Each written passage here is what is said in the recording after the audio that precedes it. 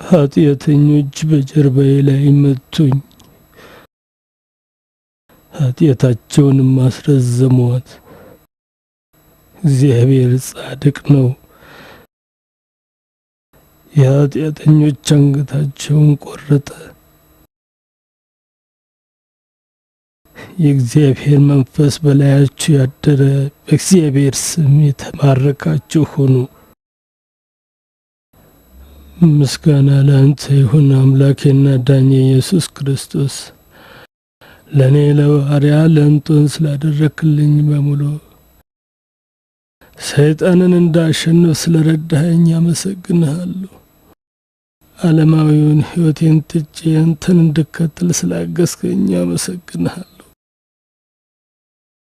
በምድረ በዳ ለመኖር የመጀመሪያው ሰውም ስላደረከኝ አመሰግንሃለሁ።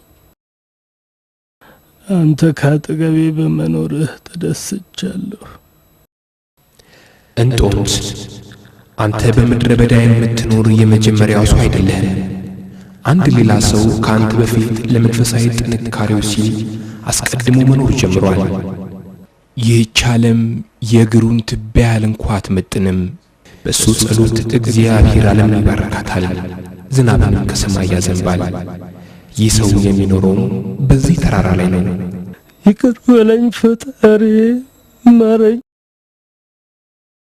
ከጌታችን ከኢየሱስ ክርስቶስ መስቀል በቀር ሌላ ትምክህት ከኔ ይራቅ።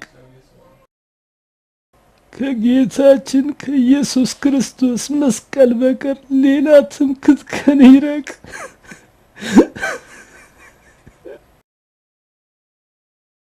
ይመናኝ ማን ነው? በእምነቱ እጅግ የጠነከረውና በጌታችን ዘንድ የተወደደው ቅዱስ ጳውሊ ነው።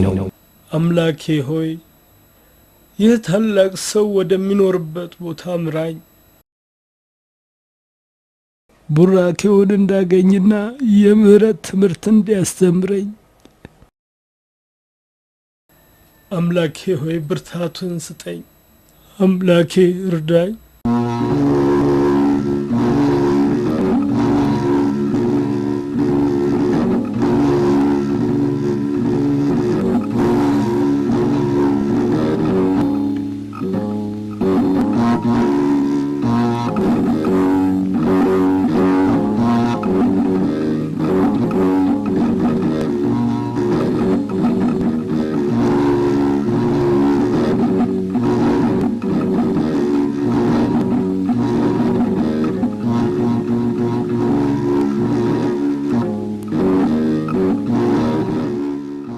አምላኬ ሆይ በደካማ ባሪያ በእንጦንስ ላይ ምህረትን አውርድ።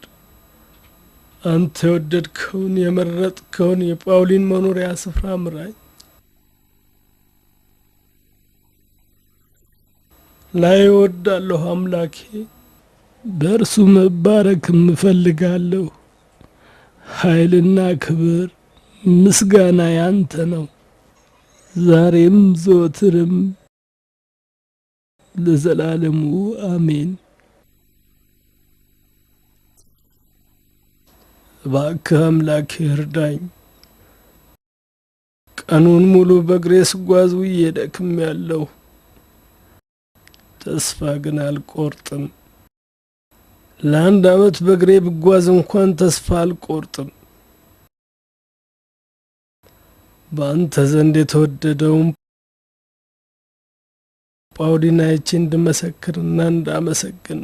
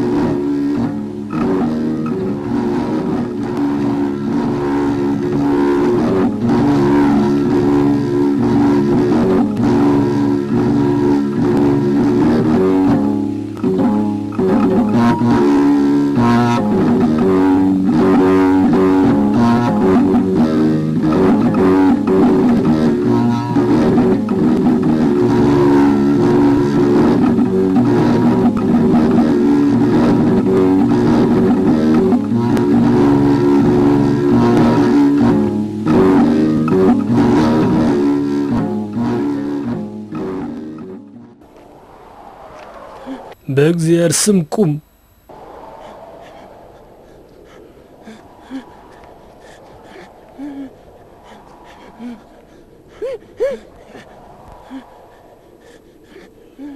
ማነህ አንተ? አይዞህ አትፍራ። ከእግዚአብሔር ዘንድ የአባ ጳውሊን ዋሻ እንድታሳየኝ ተልከህ ነውን? እንግዲያውስ ዋሻውን እስከምታሳየኝ ድረስ አልተውህም።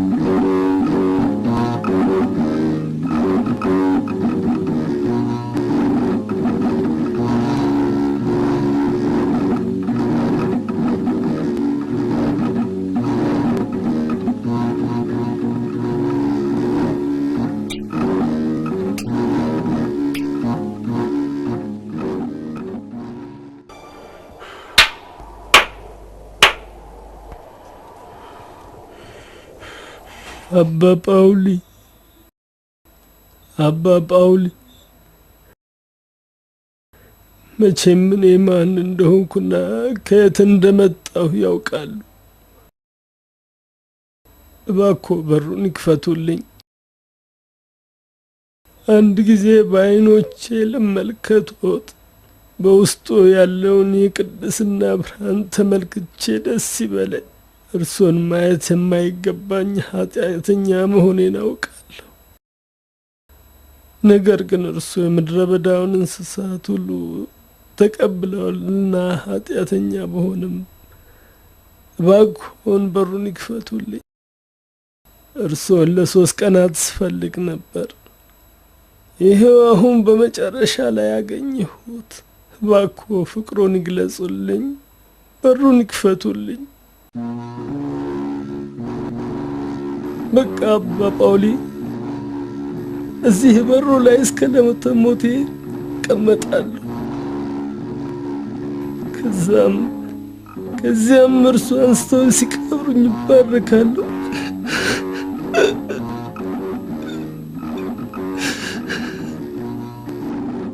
የነሱ አባቴ የነሱ አባ እንጦንስ አባ ጳውሊ እግዚአብሔር ይባርኮት።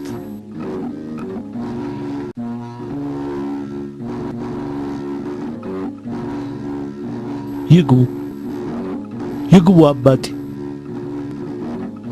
ይቅር ይበሉኝ አባ እንጦንስ። የምቀመጥበት ነገር የለኝም። የምቀመጠው የምተኛው እዚህ መሬት ላይ ነው። አባቴ ጳውሊ በጸለዩበት መሬት እባረካለሁ። አባቶ ጳውሊ ለማየት 3 ቀናት የተንገላቱላቸው እስቲ አሁን እዚህ መጥተዋልና ምን ይታየዎታል አባ እንጦንስ? በእግዚአብሔር ሞገስና በመንፈስ ቅዱስ የተሞላ ሰው ይታየኛል። በቅዱስ ሰው የተቀደሰ ቦታ ይታየኛል። ቅዱስ? እኔ በጣም ደሃ ነኝ።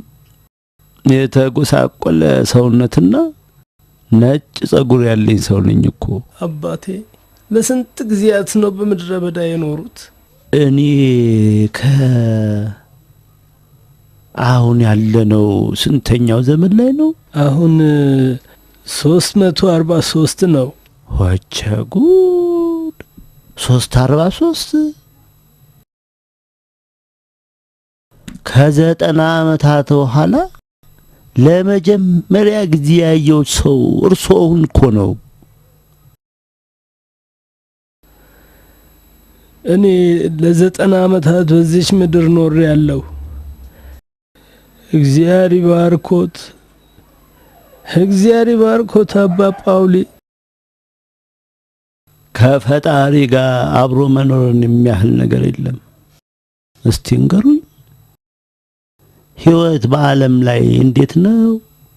የእግዚአብሔር ልጆች በቤቱ ናቸው ወይስ ሰይጣን ወደ ዘላለማዊ ጥፋት ጉትቶ ወስዷቸዋል? አምላካችን ልጆቹን የመጠበቅና ከእርሱ ጋር የማኖር ኃይል አለው። በእርሶ ጸሎትና ቅድስና ምክንያት ነው አባ ጳውሊ። እስቲ ስለ ራሶ ይንገሩኝ፣ የት እንደተወለዱና እንደኖሩ። ስለ እርሶ ሁሉንም ማወቅሻለሁ። በመንፈሳዊ ተጋድሎ እንድባረክና መነኮሳቱ በሙሉ እንዲማሩባቸው። ታሪኬ የሚጀምረው ከብዙ ዓመታት በፊት ነው። ምናልባትም ከ115 ዓመታት በፊት ይሆናል። የአንድ ባለጸጋ ሰው ሁለተኛ ወንድ ልጅ ነበርኩ። ጴጥሮስ የሚባል አንድ ልጅም ነበረው። የተወለድኩት በ228 ነበር።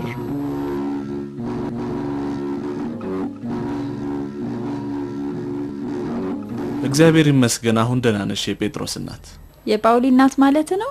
አሁን ለካስ በቅዱስ ጳውሎስ ስም ሰይመነዋል።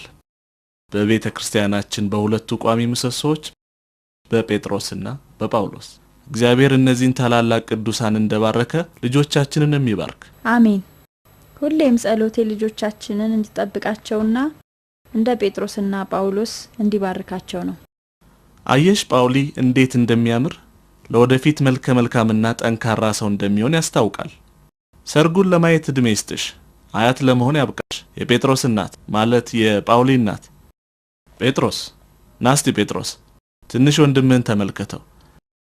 ቁርጥ አንተን ነው እንዴት እንደሚያምርና እናየው። ታናሽ ወንድምህን እንድትንከባከበው ፈልጋለሁ። ሁላችንም ጳውሊ እስኪያድግ መንከባከብ አለብን።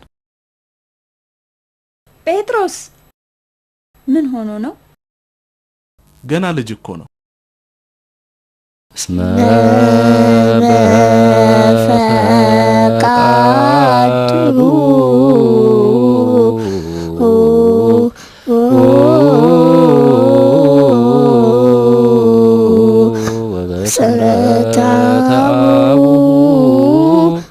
ወመንፈስ ቅዱስ መጸጻ ወተነነ። ድንቅ ነው ጳውሊ። ምን ጊዜም ቢሆን ጎበዝና ጥሩ ዲያቆን እንደሆንክ መቼም ቢሆን መሰክርልሃለሁ። ለእሱ ትምህርት ምስጋና ይግባው። አይ ያንተ በርትቶ ማጥናትና ለጸሎት ያለ ፍቅር ነው። ገና ብዙ መማር እንዳለብኝ ይሰማኛል። ብዙ በተማርኩ ቁጥር ደግሞ ብዙ የማውቅ ይመስለኛል። በክርስቶስ ፈቃድ ደግሞም በአንተ ብርታት ሁሉንም ትማራለህ። ጳውሊ የት ነው? ውስጥ ነው።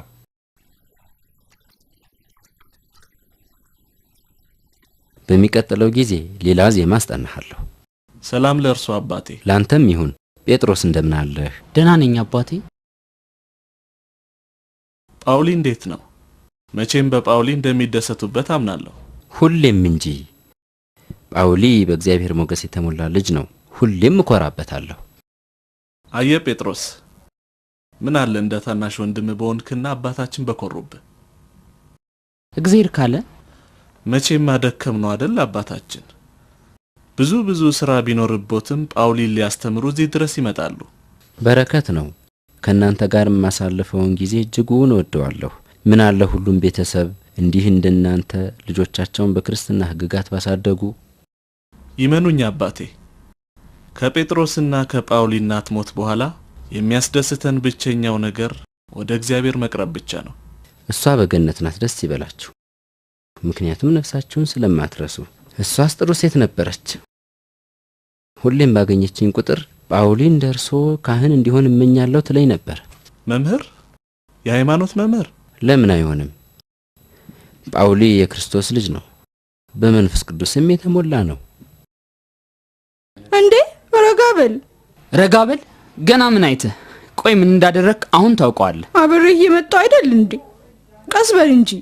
ዝም በል፣ ምንም እንዳትናገር።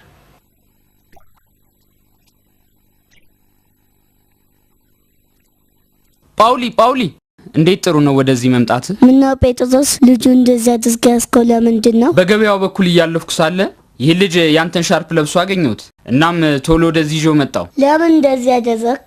ታዲያ ዝም ብዬ ልለቀው? እርግጠኛ ነኝ ሰርቆ ነው፣ አሊያም ወድቆ አግኝቶት ወስዶት ነው። እኔ ማንንም ዕቃ ሰርቄም አላቅም።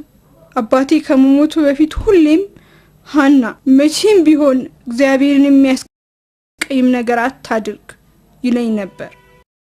ተሳስተሃል ጴጥሮስ፣ የሻስፔን አይደለም። እንዴት የኔ አይደለም ትላለህ? በደንብ እኮ ነው የማስታውሰው። አባባ አይደል እንዴ ባለፈው ከሄደበት ሲመጣ ይዞልኝ የመጣው? በዛ ላይ ደግሞ አይነቱ ልዩ ነው። ነገርኩህ፣ የኔ አይደለም። ያለ ጥፋቱ ልጅ ስላዋዘትከው ይቅርታ ጠይቀው። ይቅርታ።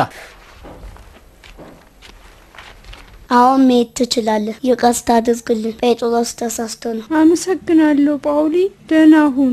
በጣም ገርሞኛል። እንዴት ይሄን ውድ ሻርፕ ሊገዛ ይችላል? በጣም ደሃ እኮ ነው። እንደዚህ አትበል። በእርግጥ ሻስፔን ነበር። ምን ማለት ነው ነበር? እንዳልከው ልጁ በጣም ደሃ ነበር። በጣም ስለሚበልጥ እኔ ሌላ ሻስፕ ነበረኝ፣ እሱ ምንም አልነበረውም። እንደ ስጦታ ሰጠሁት። እሺ የኔ አይደለም ብለው ዋሸኝ አይደል?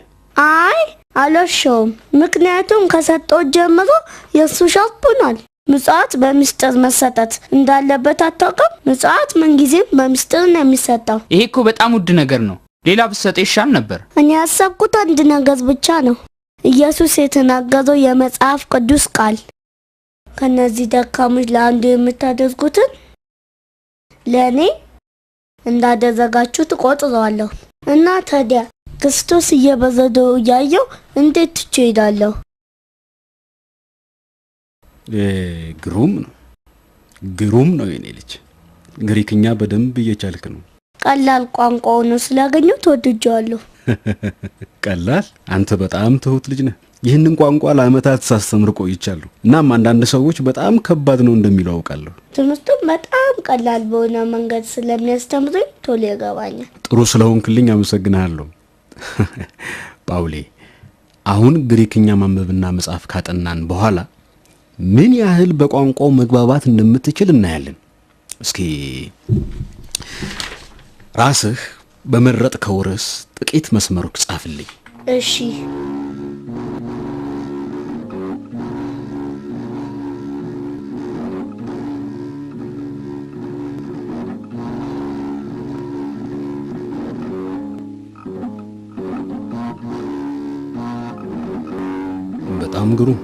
በጣም ግሩም። በደንብ እየተረዳህ ነው ጳውሊ። የኮፕቲክ ቋንቋ አስተማሪ በጣም ጎበዝ እንደሆንክ ሲነግረኝ ትንሽ ቀንቼብህ ነበር። አሁን ግን ሳይ በሁለቱም ቋንቋዎች በጣም ጎበዝ ነህ። እግዚአብሔር ይባርክህ ልጄ። አመሰግናለሁ።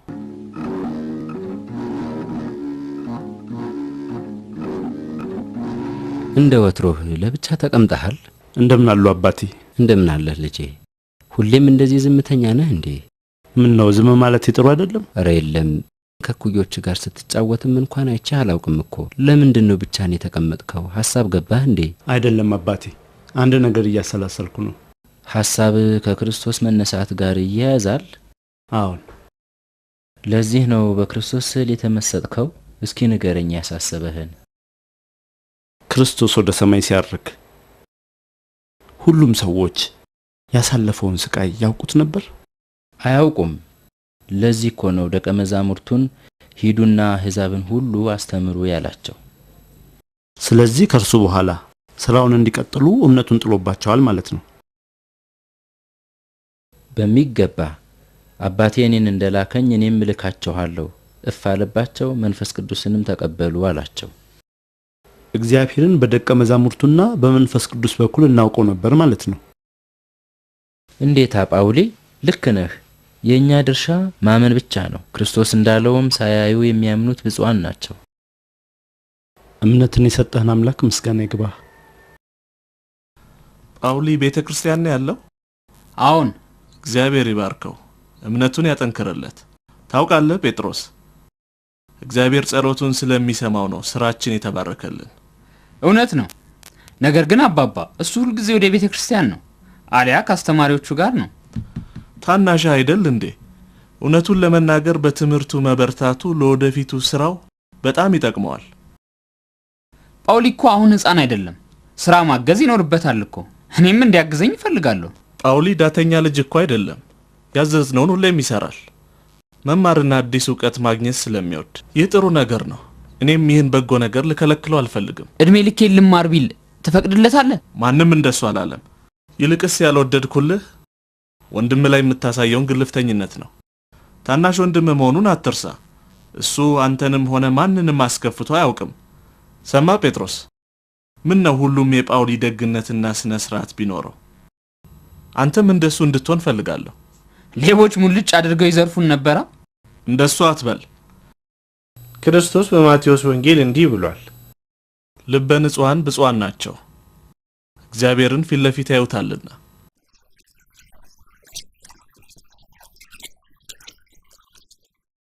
ጌታዬ ጳውሊ። እንደምን አለ ጌታዬ ይስሐቅ? እንደምን አለ ጌታዬ? ጌታዬ፣ እኔ ላንተ እንደ ልጅህ አይደለም? ወንዶች ልጆች እንዴት ናቸው? ደህና ናቸው። ሁልጊዜ ስላንተ እኮ ይጠይቁኛል። ምነው ግን አንተ እንደ ድሮ አትጠይቀንም? ልክ ነው። ስላጠፋው ይቅርታ አድርግልኝ። ይቅርታ አድርግልኝ ከሚባለው በላይ ነው የምናስቸግርህ። በነገራችን ላይ ይህ ቢንያም ይባላል። አባትህ በቅርብ ነው የቀጠረው። እንደምን አለ ቢንያም? ስራህን እንደወደድከው ተስፋ አደርጋለሁ። እግዚአብሔር ይመስገን። አባትህ በጣም ጥሩ ሰው ናቸው። አመሰግናለሁ ቢንያም። መተህ ጠይቀን ጌታዬ ጳውሊ። አሁንም ጌታዬ ጳውሊ። ሰማሁ ቢኒያም? አትቁጠርበት ጌታዬ ጳውሊ። አንተም እንደዛ አልክ። ከአምላካችን ከኢየሱስ ክርስቶስ ሌላ ጌታ የለም አለ እንዴ? ትክክል ነህ ጳውሊ። እሺ እንግዲህ እግዚአብሔር ከፈቀደ መጥቼ ጠይቃቸዋለሁ። ስለተዋወቅኩ ደስ ብሎኛል ቢኒያም። እኔም እንደዛ። እግዚአብሔር ይባርካቸው። ደህና ሁኑ። ደህና ሁኑ። እንዴት ጥሩ ሰው መሰለ!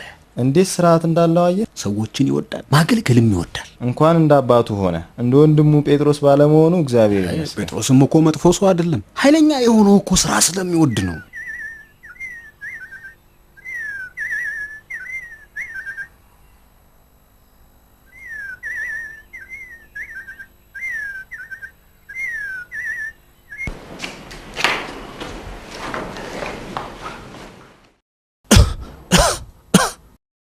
አልጋህ ላይ አረፍ ብትል አይሻልህም ነበር? አሞኛል። አልጋ ላይ ዝም ብሎ መጋደም ግን በጣም ሰለቸኝ እኮ። አይዞ ቀስ በል። ና እስቲ አጠገቤ ቁጭ በል። ና። አንተን ማዋራት ያጽናናኛል። እያዳመጥኩ ነው አባ። ስማኝ ጳውሊ፣ እንደ ጴጥሮስ ሚስት እንድታገባ ፈልጋለሁ። እባክህ ልጄ። ለሱ ጊዜው ገና ነው። አሁን አንተ ደና እንድትሆን የምፈልገው። እኔም ከመሞቴ በፊት አንተ ደና መሆንን ማወቅ ፈልጋለሁ። እግዚአብሔር ረጅም እድሜና ጤና ይስጥህ። አድምጠኝ ልጄ። ምን መሰለ፣ ወንድምህን ስራ እንድትረዳው ፈልጋለሁ። ታገሰው።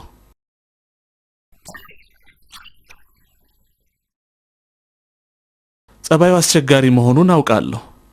መቼም አንተም እንደምታውቀው ታላቅ ወንድምህ ይወዳል። እሺ አባባ፣ እሺ።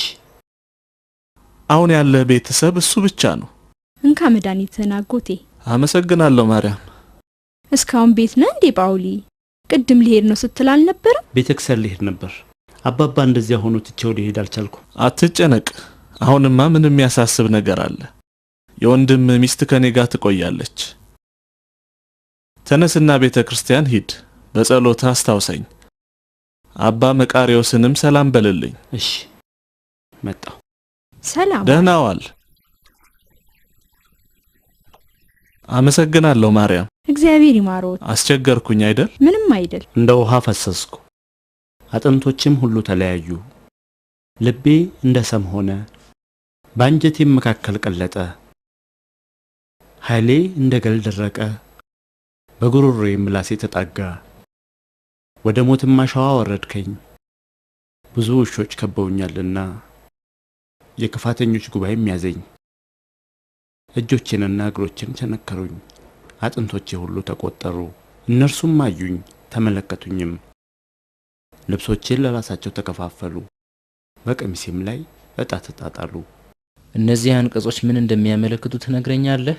እነዚህ ግልጽ የሆኑ ትንቢቶች ናቸው። የሚናገሩትም ክርስቶስ በተሰቀለ ጊዜ ስለተፈጠሩት ነገሮች። እውነት ነው። እነዚህ ትንቢቶች ምንድን ናቸው? በመጀመሪያ ክርስቶስ በመስቀሉ ላይ ሆኖ ስለመጠማቱ የሚናገረው ኃይሌ እንደ ገል ደረቀ፣ በጉሮሮዬ ምላሴ ተጣጋ የሚለው ሲሆን ከዛ ቀጥሎ እጆቼንና እግሮቼን ቸነከሩኝ፣ ልብሶችን ለራሳቸው ተከፋፈሉ የሚሉት ትንቢቶች በሙሉ ክርስቶስ በተሰቀለበት ወቅት የተከናወኑ ናቸው። መልካም ጳውሊ፣ እግዚአብሔር ይባርክህ ልጄ። እስቲ ከመዝሙረ ዳዊት ምዕራፍ 22 ሌላ ስለ ኢየሱስ ክርስቶስ የተነገሩ ትንቢቶችን ከብሉይ ኪዳን መጻሕፍት አንብብልኝ። እሺ። ትንቢተ ኢሳይያስ ምዕራፍ 53 ስለ ኢየሱስ ክርስቶስ ብዙ ትንቢቶችን ይዟል። እርሱም በእውነት ሕዝቤ ሐሰትን የሚያደርጉ ልጆች ናቸው አለ፣ መድኃኒትም ሆነላቸው። እንደምን ዋሉ አባቴ? እንዴት አለህ ጴጥሮስ? ይቅርታ ስላቋረጥኳችሁ። ቤተ ክርስቲያን አላይህም? ትንሽ ስራ በዝቶብኝ ነበር። አባባ ደግሞ በጣም ታሟል። አባባ አይዞ፣ አንተን ብቻ ማየት ይፈልጋል ጳውሊ። እግዚአብሔር ምሕረትን ይላክለት። ሰላምታ አቅርብልኝ። እሺ አባቴ። ጸልዩለት አባቴ። እኛ እንሂድ። እግዚአብሔር ሕሙማንን ይማር። አሁኑኑ ሐኪሙን እጠራዋለሁ። አይሆንም። ዋናው መሐሪ እግዚአብሔር ነው። አይዞ አባባ፣ እግዚአብሔር ምሕረቱን ያወርድልሃል። ሁለታችሁንም ስላየዋችሁ አሁን ደህና ነኝ። ስለ ሕመሙ አይጨንቀኝም። ምክንያቱም መጽሐፍ ቅዱስ ምን እንደሚል አውቃለሁ። ሐዋርያው ቅዱስ ጴጥሮስ በጻፈው በመጀመሪያው መልእክቱ ላይ ምን ይላል ጳውሊ? በመጀመሪያይቱ የሐዋርያው ጴጥሮስ መልእክት ነገር ግን መልካም አድርጋችሁ መከራ ብትቀበሉ በእግዚአብሔር ዘንድ ምስጋና ይገባዋል፣ የተጠራችሁለት ለዚህ ነውና ክርስቶስ ደግሞ ፍለጋውን እንድትከተሉ ምሳሌ ትቶላችኋል፣ ስለ እናንተ መከራ ተቀብሏልና። አሁን በክርስቶስ ምሳሌነት መጓዝ አለብን። ክርስቶስ ተንገላቶ ሞተ፣ በመቃብርም ተቀበረ፣ ከዚያም ወደ ገነት ገባ። እኔም ወደዚያው መሄድ እፈልጋለሁ። እዛ ከሁሉም ቦታ የተሻለ ነው። አባባ ትንሽ ረፍት አድርግ ባክህን። አርፋለሁ፣ ነገር ግን እናንተ ደህና መሆናችሁን ማወቅ ፈልጋለሁ። በሕይወት ዘመናችሁ ሁሉ አንድ ነገር እንድታስታውሱ ፈልጋለሁ። ይህን እንዳትረሱ። ቅዱስ ጳውሎስ እንዲህ ብሏል፣ ስለ ኑሯችሁ ሰማ ዘንድ ለክርስቶስ ወንጌል እንደሚገባ ኑሩ። ወንድማማቾች ሆናችሁ እንድትኖሩ ፈልጋለሁ። እርስ በርስ ያላችሁ ፍቅር እንዳይቀንስ። ጳውሊ በእግዚአብሔር መንገድ መጓዝህን ቀጥል፣ እርሱም ይጠብቅሃል። ጴጥሮስ አንተ ደግሞ ሰራተኞቹን በሚገባ ተንከባከባቸው፣ ጥሩ ሰዎች ናቸው።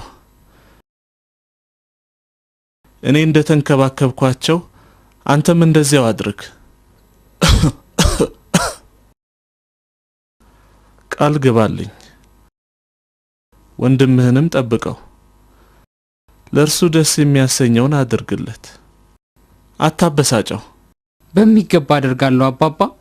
እባክህ አባባ ራስን ታደክማለህ። አሁን በሚገባ በእናንተ እርግጠኛ ሆኛለሁ። በሉ ብቻዬን ተውኝ፣ ማረፍ እፈልጋለሁ። እሺ አባባ። እሺ አባባ።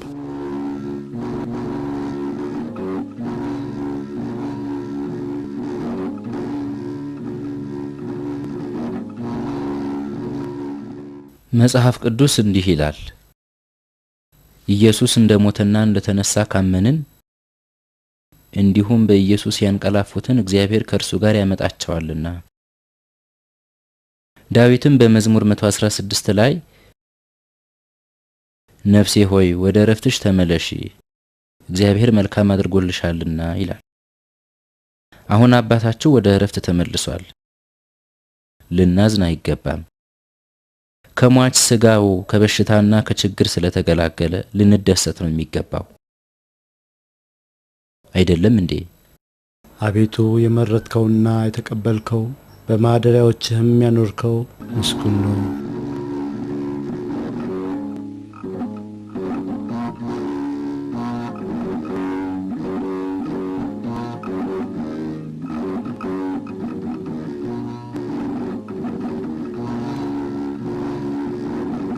ልክ እንደ ሁልጊዜው ጠንካራው አደራ ልጄ።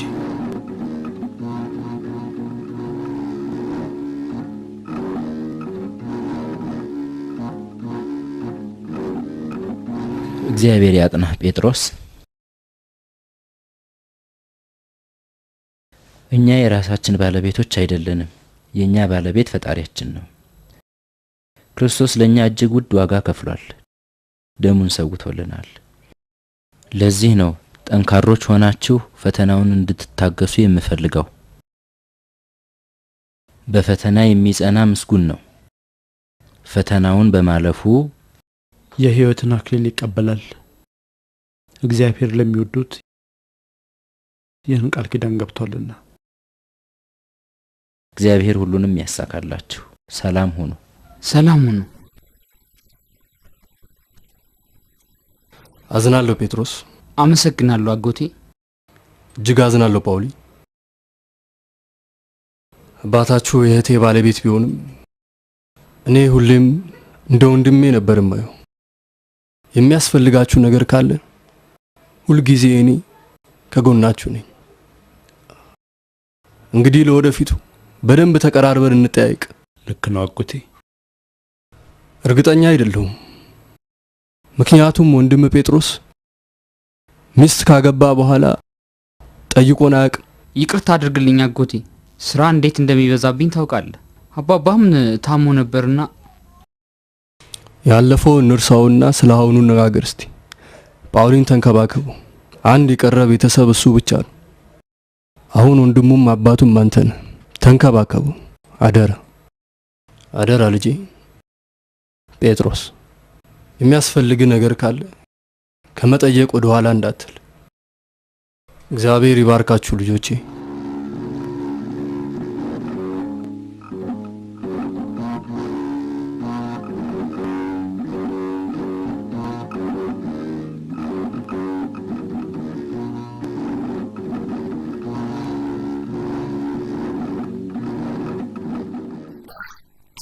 እንካ ዮሴፍ ጠጣ። ሌላ ምን የሚያስፈልግ ነገር አለ? ይቅርታ አድርግልኝ ዮናስ፣ ለኔ ብለህ ተንገላታ አይደል? ኧረ አትጨነቅ ዮሴፍ። እናት መጣች መሰለኝ። ዮሴፍ በሩን ክፈት። የጌታዬ የጳውሊ ድምጽ ነው። ይግቡ። እንደምን አለ ዮናስ? እንደምን ነው ዮሴፍ? በቅርቡ እንደሚሻለ ተስፋ አደርጋለሁ ዮሴፍ። እራት ተነሳ። ልክ ጌታዬ ቢኒያም መታመምን እንደነገሩኝ ነው ላይ የመጣሁት። አሁን እንዴት ነህ? ደህና ነኝ ጌታዬ ጳውሊ። ምን ብዬ ነበር? ጌታና ባሪያ አይደለንም። የኛ ጌታ ኢየሱስ ክርስቶስ ብቻ ነው አይደል እንዴ ዮናስ? አንተ እንደ ጴጥሮስ አይደለም። በጣም ነው የምወድህ። ጴጥሮስ እኮ ከኔ የበለጠ ደግ ሰው ነው። በጣም ደግ ነው። ከስራ በጊዜ እንዲለቀኝ ብለምነው እምቢ አለኝ። በጣም አሞኝ አተኩሶኝ ነበር። ማረጋገጥ ከፈለክ ጌታዬ ቢኒያምን ጠይቀው። እኔም ጴጥሮስን እሱ እንዲሄድና እኔ ስራውን እንድሰራለት ጠይቄው አልፈቅድም አለኝ። ከሄደ ደሞዙን እቆርጣለሁ አለኝ። ይቅርታ አድርግለት እባክህ። በጣም ብዙ ስራ ስለነበረው ነው እምቢ አለው። ጌታዬ ቢኒያም ባይሸከመኝ ኖሮ እዚህ እንዴት እንደምደርስ አላውቅም ነበር። ሐኪም አየህ?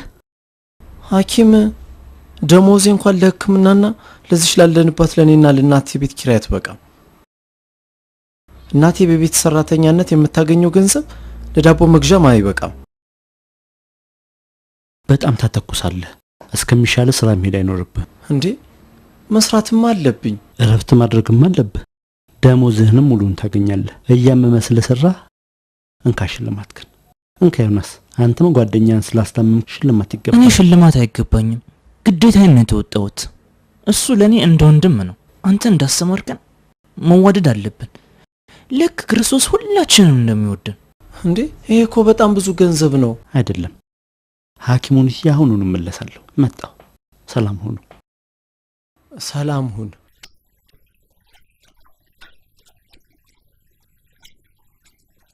ጌታዬ ጳውሊን በጣም ነው የምወደው። በህይወቴ ዘመን እንደሱ አይነት ደግና ሩሩ ሰው አይቼም አላውቅም። ሁሉም ሰው እንደሱ ደግ ቢሆን ሀገራችን የት በደረሰች ነበር። እንደምን ዋላችሁ? እንደምን ዋልክ ጳውሊ? ሰላም ጳውሊ።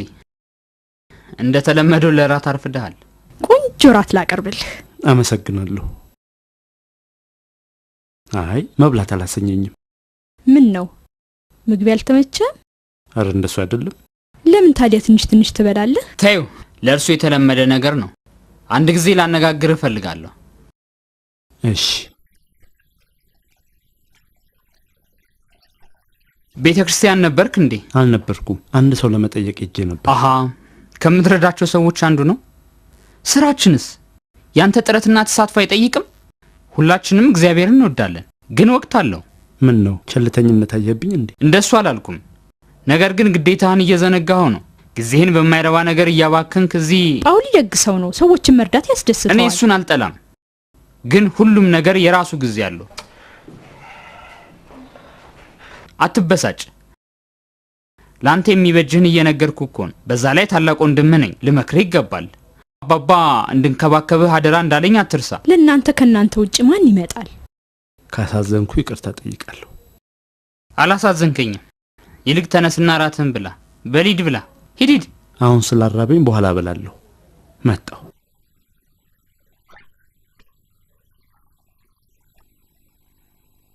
ተስፋ የለውም። ምንም ነገር አይገባውም። እጅግ በጣም ደረቅ ነው። ማንንም ሰው ቢሆን አዳምጦ አያውቅም። አሁንም ቢሆን እኮ ታናሽ ወንድምህ ነው። ታናሽ ወንድም ጳውሊ ከእንግዲህ ሕፃን አይደለም፣ ትልቅ ሰው ሆኗል። ኃላፊነትን መረከብ አለበት። እኔ ንብረት እንድናፈራ አለፋለሁ፣ እሱ የትም ይበትነዋል። አንዴ ለቤተ ክርስቲያን፣ አንዴ ለሚረዳቸው ሰዎች ይሰጣል። አሁንም ያንን መጽሐፍ ቅዱስ እያነበበ እንደሆነ አልጠራጠርም። ስራውን ምንም አያግዝም እንዴ? ያግዘኛል። ነገር ግን ጊዜና ገንዘቡን የመቆጣጠር መብት እንዳለኝ አዘንጊው። ጥሩ ቢሆንም ረጋ ብለህ አናግረው። እያየሹ መቼ ያዳምጣል? እኔን ብቻዬን ጥሎኝ ሄዷል። ተስፋ የሌለው ልጅ ነው። በቃ ነገ ድርሻችንን አካፍላለሁ። ሁለታችንም የፈለግነውን እናደርጋለን። አሁን አባታችሁ ተንከባከበው ብሎኛ ስትል አልነበረም እንዴ? አባባ እኮ እሱንም እኔን እንዲታዘዘኝ ነግሮት ነበር። እያየሹ መች ይታዘዘኛል? ሁሉም የራሱን መንገድ መሄድ ይኖርበታል። እስቲ ረጋ በል። ሰማኸኝ? ታናሽ ወንድም መሆኑን አትርሳኝ። ለዚህ እኮ ነው አለመስማማት እንዳይፈጠር የምጥረው። በዛ ላይ በቅርቡ ወንድ ልጅ ይኖረኛል። እሱ የኔን ንብረት ሊጋራ ይገባዋል። እንደውም ሄጄ ነግሯለሁ። አትሂድ፣ ትንሽ ተረጋጋ እስቲ መጀመሪያ ለጥቂት ደቂቃ። አይሆንም፣ አሁን ነው የማናገረው። አምላኬ ሆይ እባክህ እንዳይጣሉ እርዳቸው፣ ፍቅር እንዲያስማማቸው አድርግ። አንተ የሰላም ንጉስ። ስለ ነፍሳችሁ በምትበሉትና በምትጠጡት ወይም ስለ ሰውነታችሁ በምትለብሱት አትጨነቁ። ነፍስ ከመብል ሰውነትም ከልብስ አይበልጥምን? መግባት እችላለሁ? ለዘላለሙ አሜን። ግባ ጴጥሮስ።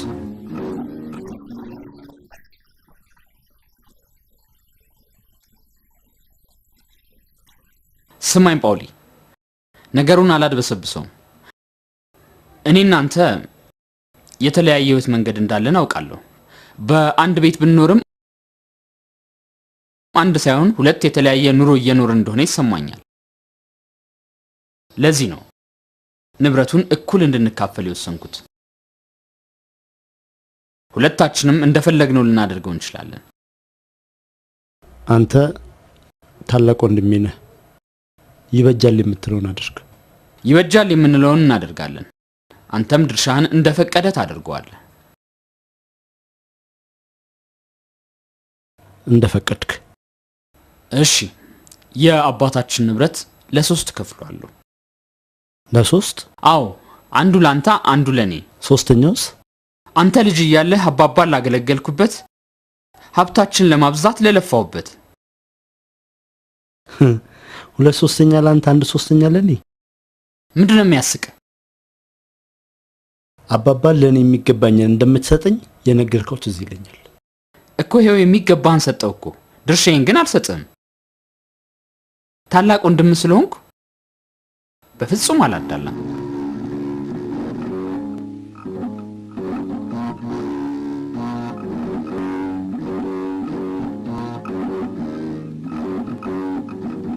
እሺ፣ የአባታችን ንብረት ለሶስት ከፍሏል። አንተ ልጅ እያለህ አባባን ላገለገልኩበት፣ ሀብታችን ለማብዛት ለለፋውበት። እኮ ይሄው የሚገባህን ሰጠው እኮ፣ ድርሻዬን ግን አልሰጥህም። ታላቅ ወንድም ስለሆንኩ በፍጹም አላዳላም።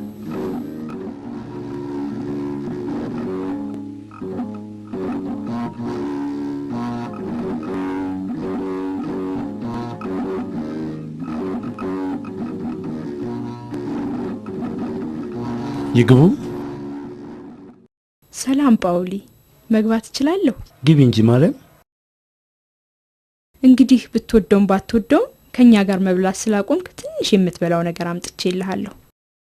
ይሄ ሁሉ ምግብ ለኔ? በደንብ ብላ። አመሰግናለሁ ማርያም። አንድ ጊዜ ላነጋግር ጳውሊ፣ እንደ ወንድሜ እንደማይህ መቼም ታውቃለህ። በሚገባ እንጂ ማርያም። አድምጠኝ ጳውሊ፣ ጴጥሮስ የሚያደርጋቸውን ነገሮች መቃወም አልፈልግም። ምንም ቢሆን ወንድምህ ነውና ከኔ የተሻለ በደንብ ታውቀዋለህ። ነገር ግን እንዴት እንደሚወድ እግዚአብሔር ብቻ ነው የሚያውቀው። አውቃለሁ። ስለ ንብረት ክፍፍሉም ቢሆን እናንተ ወንድማማቾች ናችሁ፣ አንድ ናችሁ። ያንተ ንብረት የሱ ደግሞ ያንተ ነው አይደል እንዴ ጳውሊ? ልክ ነው። እግዚአብሔር ሁሉንም ለመልካም ያድርገው። ከወንድም ጋር ጸብ ውስጥ እንዳትገቡ ብዬ ነው ይህንን ሁሉ የምነግርህ፣ የሟች አባታችሁን ኑዛዜ ለማስፈጸም። እግዚአብሔር ነፍሱን ይማረው። ምን መሰለ፣ ወንድምህን ስራ እንድትረዳው ፈልጋለሁ። ታገሰው። ጸባዩ አስቸጋሪ መሆኑን አውቃለሁ። መቼም አንተም እንደምታውቀው ታላቅ ወንድምህ ይወዳል። ጳውሊ ምን እያሰብክ ነው? አይ ምንም አይደለም። እሺ በል እኔ ልሂድ። በነገራችን ላይ ጴጥሮስ የትም እንዳትሄድ ላነጋግር እፈልጋለሁ ብለዋል።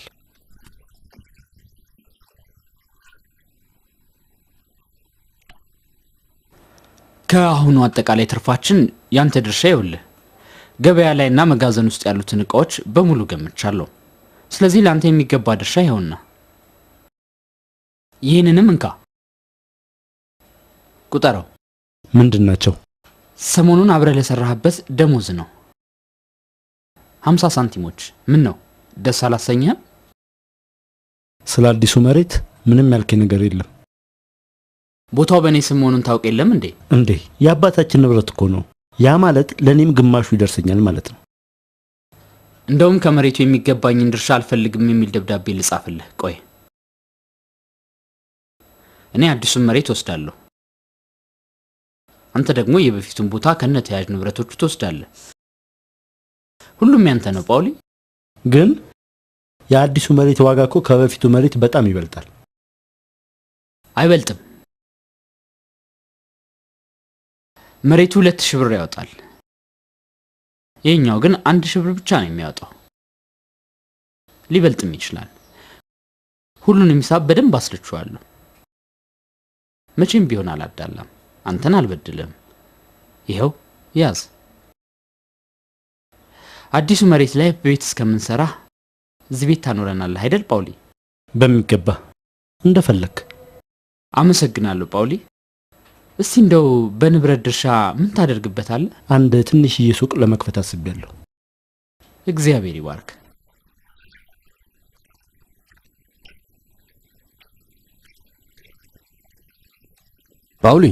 ጳውሊ እንደምን አለ አጎቴ? ይቅርታ አድርግልኝ፣ ሌላ ጊዜ ያገኛለሁ። እንኳን ወደ ቤት መጣህ አጎቴ። አመሰግናለሁ። መቼ ተመለስክ? ከ2 ቀን በፊት። እንዴት ነው አሁን ጳውሊ?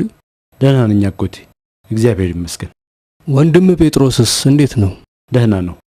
ንብረቱን ስለመካፈላችሁ የሰማሁት ነገር እውነት ነው? አሁን አጎቴ ጴጥሮስ የአባታችንን ንብረት አካፍሎናል። አሁን እንኳን እድሜ ስለደረሰ የራስህን ንግድ መስራት ትችላለህ። ነገር ግን እንደሰማሁት አብዛኛውን ንግድ የሚቆጣጠረው ጴጥሮስ ነው። እስቲ አንተ ድርሻ የታል?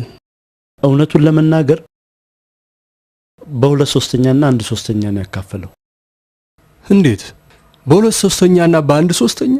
ለምን ቢባል ይህ አግባብ ነው እንዴ? ጴጥሮስ እንዲንከባከበ ስነግረው ይህን ያደርጋል እንዴ?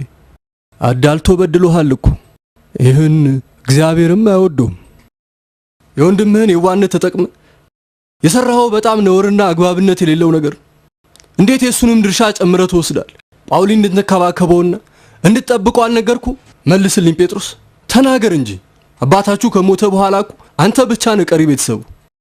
ይቅርታ አጎቴ፣ ይሄ በእኔና በወንድሜ መካከል ያለ ጉዳይ ነው። እኛው ራሳችንን ልባት እንሰጠዋለን። እንደዚህ ነው ነገሩ። እኔ ምንም አያገባኝም ማለት ነው። አመሰግናለሁ ጴጥሮስ። እኔን እንደ አባት የምታየኝ መስሎኝ ነበር። በሁሉም ነገር ጣልቃ መግባት ሳይሆን እኔ እንደማስበው ግዴታም ጭምር እንዳለብኝ ነበር የማውቀው። አመሰግናለሁ። ለማንኛውም አመሰግናለሁ አጎቴ። ነገር ግን ጉዳዩ ቀላል ነው። ወንድሜና እኔ እንፈተዋለን። ነገሩ እንዲህ ነው። እንደዛ ብለህ ታስባለህ ጴጥሮስ? መልካም። እኔን የወንድምህን መብት ከማስጠበቅ ልታግደኝ ትችላለህ። እግዚአብሔርን ግን ጣልቃ እንዳይገባ ልታግደው አትችልም። እግዚአብሔር ለሙሴ እንዲህ ብሎታል። እግዚአብሔር ላንተ ይዋጋልሃል እና አንተ ባለህበት ሁሉ በእርግጠኝነት እግዚአብሔር ጳውሊን እንዲያሸንፍ ያደርጋል። ለምን እንደሆነ ታውቃለህ? ልቡ ንጹህ ስለሆነ። ምንድነው አጎቴ? ይሄ ስለ ጦርነትና ስለ ድል የምታወራው ምንድነው? ስማ፣ ይህን ያህል ከባድ ነገር አታድርገው። ጳውሊ ወንድሜ ነው። ማንም ሰው ከኔ የተሻለ ሊንከባከበው አይችልም። እንግዲህ ለማንኛውም እግዚአብሔር ከሰይጣን ፈተና ይጠብቅ። ቀደም ብለህ እንዳልከኝ ጳውሊ ታናሽ ወንድም ስለሆነ በእርሱ ላይ በፍጹም አድሎ አትፈጽምም አይደል? ተሳሳትኩ እንዴ? ደናውን ልጄ። ደናውን አጎቴ። በእኔና በጳውሊ ጉዳይ ላይ አትጨነቅ። ስላሰብክልን አመሰግናለሁ። አጎቴ ሄዱ እንዴ? ጳውሊን አየሽው? አንቺ ደግ ነው ይወድሃል የምትዩ ምን አደረገ? ለአጎቴ አሳጣኝ። በቤተሰብ ውስጥ እንድጠላ ነው የሚፈልገው። እኔ ለሱ ራስ ወዳድ ነኝ። ጳውሊ አይሆንም። እሱ እንዲህ ያለ ነገር በፍጹም አያደርግም። ለምን? ምክንያቱም እሱ መልአክ ነኝ ሰይጣን ስለሆንኩ። እኔ ለሱ ራስ ወዳድ ነኝ። አይደለም፣ የኔ የሆነውን ብቻ ነው የወሰድኩት። ልክ ነኝ። ከአባቴ ለስራዬ የተከፈለኝ ሽልማት። ወንድምን ማጣት ጥሩ ነው። ሰላምስ ይሰጥሃል። መልካም፣ ከሱ ጋር አነጋገርና ችግሩን ፈተዋለሁ። እባክህ ጌታዬ ለችግሩ መፍትሄ ስጥ።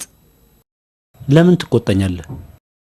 ስለኔ ላጎት ነገርከው። ስላንተ ለሱም ሆነ ለማንም ሰው አልተናገርኩም። በአጋጣሚ ነው ያገኘሁት። ስላንተ ላናግረውም አልፈለኩም ነበር። አታምነኝም? ላታምነኝ ትችላለህ። የኔን ስጠኝና የራስን ውሰድ እና ማን ቃል አልናገረም። ባደረግነው ክፍል የረካ አይመስለኝም። ምንም ልዩነት አያመጣም። እናስ የመጠርጠር መብት አለኝ። ከሰራተኞቹ የሰማሁት ክፍሉ ላንተ አድሏይነት እንዳለው ከተናገሩት አንዱ አንተ መሆንን። ጴጥሮስ፣ የሰማው ነገር ካለ የነሱ አመለካከት ነው። እኔ ያልኩት ነገር አይደለም። ዙሪያውንም አልሄድኩም። አንተ ነህ የኔ የሆነውን መርጥ የሰጠኝ እኮ። አሁን የምትለው ሁሉ ግን የሚያሳየው በክፍሉ እንዳልተስማማ ነው። ምንም እንኳን በሁለት ሶስተኛና በአንድ ሶስተኛ ብንስማማ። አንድ ሶስተኛው ላንተ፣ አንዱን ለኔ፣ ሶስተኛው ከአባቴ የተሰጠኝ ነው ያልኩ አንተ። ሁሉንም ነገር ታስታውሳለህ ማለት ነው። እኔም ደግሞ ሟቹ አባቴ ደሞዝ ይከፍል እንደነበር አስታውሳለሁ። ጉልበትን በነፃን ነበር የምታባክነው። አሁን ይህንን አስታወስክ? ሁሉም ነገር ከተከፋፈለ በኋላ። ልክ ነህ። ጴጥሮስ መጥፎና አድሏዊ ራስ ወዳድ ሰው ነው። ነገር ግን አንተ ንጹህና መልአክ። ስለዚህ ጉዳይ መወያየት አልፈልግም ነበር ጴጥሮስ። ነገር ግን ያንተ ተግባር ነው እኔን የገፋፋኝ። ስማኝ ጳውሊ፣ እኔ በገባሁባቸው ነገሮች ልትገባባቸው አትፈልግም። በፍጹም መኝታህን በብርድ ቀን መልቀቅ አትፈልግም። በፍጹም ፀሐይ ከጠለቀች በኋላ ወደ ቤት አትመለስም። ለገንዘባችንና ለሀብታችን ጥንቃቄ የማደርገው እኔ ነኝ። አንተ የምትሰራው ሁሉ መማር፣ ማጥናትና መጸለይ ነው። ሁሉም ያንተ ሀብት ውጤት የኔ ነው። የኔ ስራና የኔ ትጋት ነው። አንተ ምንም አላረክም። ምንም ሚና የለህም። ጠንክራ አትሰራም። እኔ እንደምሰቃየው ትክክል አይደለሁም ጳውሊ? የምታስበው ይሄ ከሆነ ምን እላለሁ? ምንም ነገር አትበል። ያንተ የሆነውን ወስደሃል፣ እኔም የኔን ወስጃለሁ። ደህና ደር።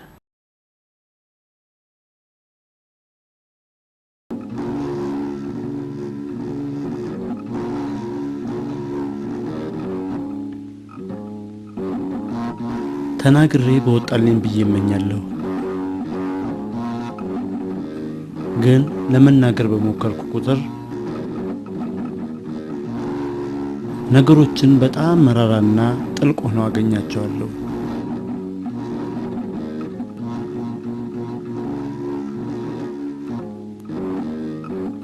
ምን ነው ጠንከርና ጮክ ብዬ መናገር በቻልኩልና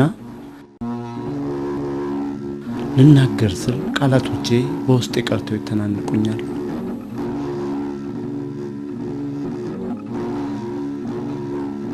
አዎ ተመልሰው ውስጤ ይቀሩና ይተናነቁኛል።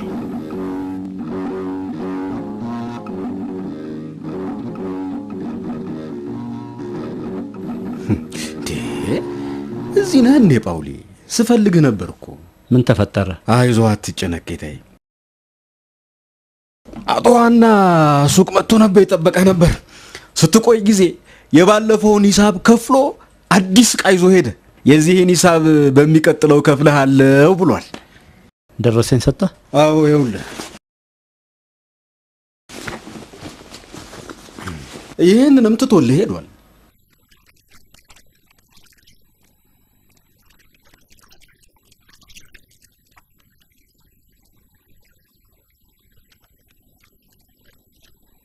ምንድነው ጳውሊ? ያስጨነቀህ ነገር አለ? ምንም አይደል ይሳቅ። እኔ ነኝ እኮ ያሳደግኩ። በደንብ እኮ ነው የማውቅህ። ምን ሆነሃል ንገረኝ። ከፍቶሃል ወይም የሆነ ያሳስበህ ነገር አለ? ንገረኝ እስቲ፣ ምንም ሳትደብቅ ንገረኝ። ላጽናና እችል ይሆናል። በእኔና በጴጥሮስ መካከል ስላለው የገንዘብ ክፍፍል ቢሆንስ? የምትለው አልገባኝም። ጴጥሮስ ያታለለኝ ይመስለኛል። እኔ ለብዙ ጊዜ ይህን ነገር ልነግርህ አስብ ነበር። ነገር ግን አያገባህም ብትለኝስ ብዬ ፈርቼ ነው ዝም ያልኩህ። ከዚያን ጊዜ ጀምሮ ከፍቶኛል። ጴጥሮስ የኔንም ድርሻ የወሰደብኝ ይመስለኛል። ለምን አባ ሚካኤልን አታናግራቸውም? ጴጥሮስን ጠርተው እንዲጠይቁት ሞክሬያለሁ። ነገር ግን ጴጥሮስ ለኔ የሚገባኝን ትክክለኛ ድርሻዬን እንደሰጠኝና ማንም ሰው ስለዚህ ነገር ሊያነሳበት እንደማይፈልግም ነግሯቸዋል። አንተም አንድ ውሳኔ ላይ ሳትደርስ አልቀረህም። ልክ ነህ። ወደ ፍርድ ቤት ልሄድ ወስኛለሁ። ምን ታስባለህ? ስለምን? ዳኛው ዘንድ ሄደን ሁሉንም ነገር እናስረዳቸዋለን። እኔም ፍርድን እቀበላለሁ። ምንም እንኳን ነገሩ ይህን ያህል እንዲጋነን ባልፈልግም ግን እስማማለሁ። መፍትሄው ይሄ ሊሆን ይችላል። እግዚአብሔር ፍቃዱን በዳኛው አንደበት ያድርግ። ወደ ፍርድ ቤት በጠዋት እንሄዳለን። ከዚያ በኋላ ይህን ጉዳይ ቋጭተን ትኩረታችንን ስራችን ላይ እናደርጋለን። ጌታዬ እንደ ፍቃድ ይሁን። አድምጠኝ ጳውሊ። ዳኛው የፈቀደውን ቢል ድርሻህም የፈለገውን ያህል ቢጨምር አንድ ቀን ገንዘብ ሁሉ እንደሚያልቅና እንደምትቸገር ወቅ። ገንዘብህን በደንብ ያዘው ጳውሊ። ስለ ምክርህ አመሰግናለሁ ጴጥሮስ። እርግጠኛ ነኝ ያ ገንዘብ የተቸገሩትን ለመርዳት ሲውል የእግዚአብሔር ጸጋ አግኝቶ የበለጠ ይበረክታል። እኔ እንድታውቅ የምፈልገው ድርሻህን ካጠፋው ማንም ሰው ከዛ በኋላ የሚረዳ የለም። ልክ ነህ፣ አውቃለሁ።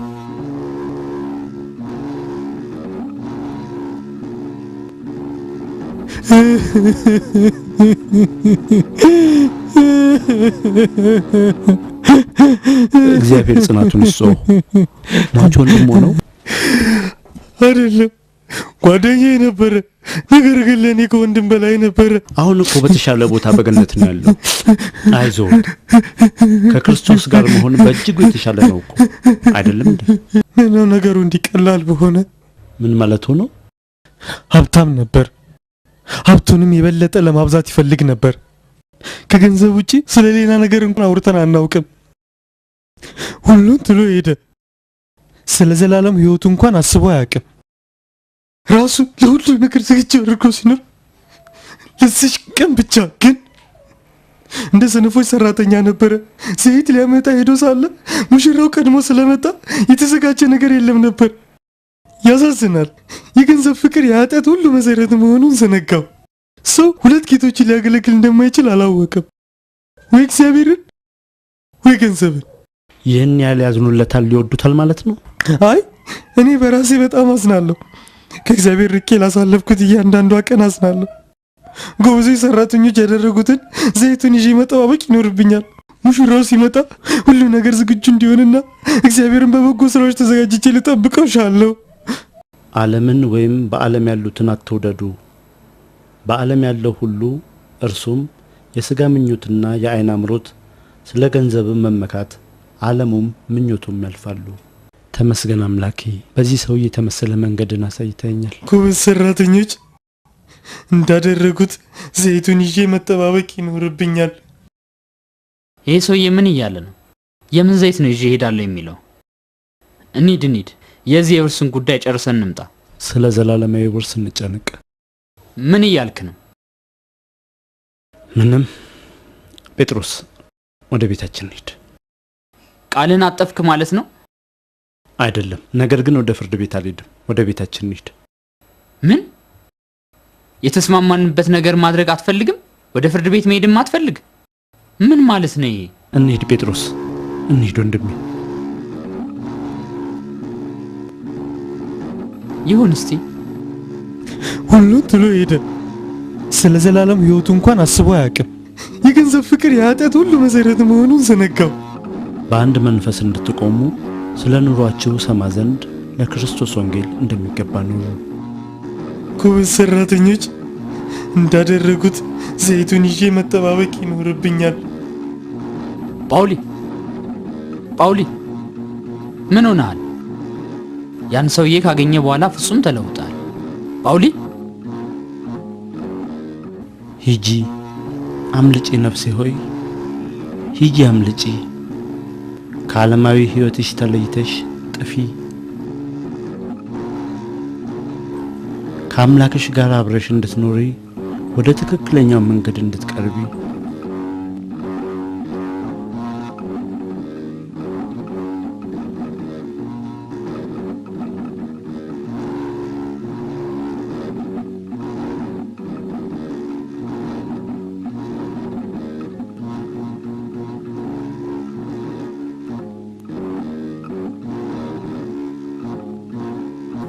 በፍጥነት እርሱን ፍለጋ እገባለሁ።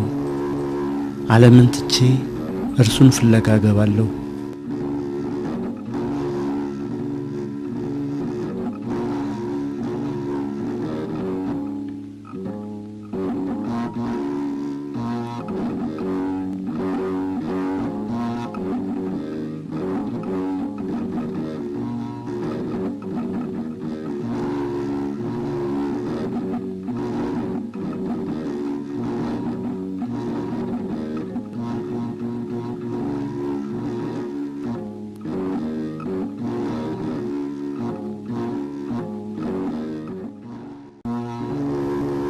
ለፋኖሶቹ ማብሪያ ዘይት ከወዴት አገኛለሁ?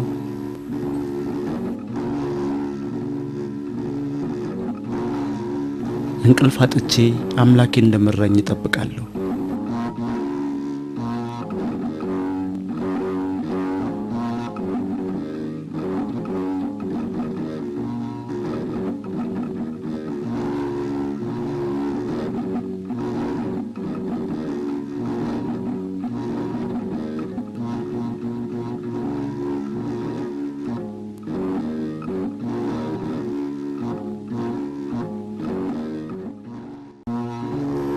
ሀብቴ እንደ ተራራ ቢከመር ልቤንና ዓይኔን አያስደስተው።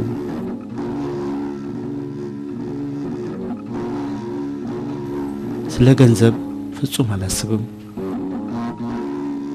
ለሬሳዬ መገነዣም ገንዘብ አያስፈልገኝም።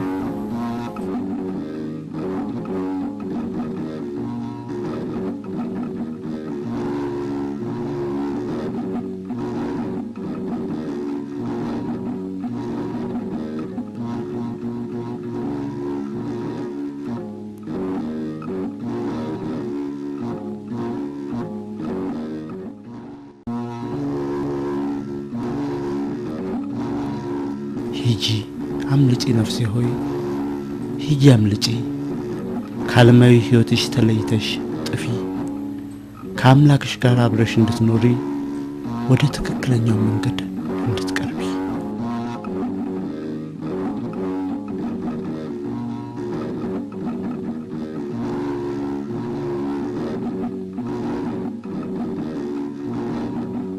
የት ሄደ ይባላል? አሁን ከኔ ጋር እኮ አብሮ ነበር። አትጨነቅ፣ እርግጠኛ ነኝ አሁን ወደ ቤት ይመጣል። ትንሽ ተበሳጭቶ ይሆናል። ራሱ እኮ ነው ወደ ቤት እንሂድ ያለኝ። ቢንያምን አዋርቼ ዞር ስል አጠገቤ የለም። ቤተ ክርስቲያን ሄደ ፈለግከው? ሄጄ ነበር፣ ማንም ሰው የለም። አትጨነቅ፣ ጳውሊ እኮ አመዛዛኝ ሰው ነው። አሁን እንደሚመጣ እርግጠኛ ነኝ። እኔም ይመጣል ብዬ ተስፋ አደርጋለሁ። ታናሽ ወንድሜ እኮ ነው። ችግር ቢገጥመው ከጸጸት አልድንም። ኧረ እባክህ አትጨነቅ። ለአንዴና ለመጨረሻ ጊዜ ፈልጌው ልምጣ። ከመጣ መልእክት ላኪብኝ። የት ነው የምትፈልገው? ጴጥሮስ ጴጥሮስ! ድንግል ማርያም ሆይ ወዴት ሄደ ይሆን?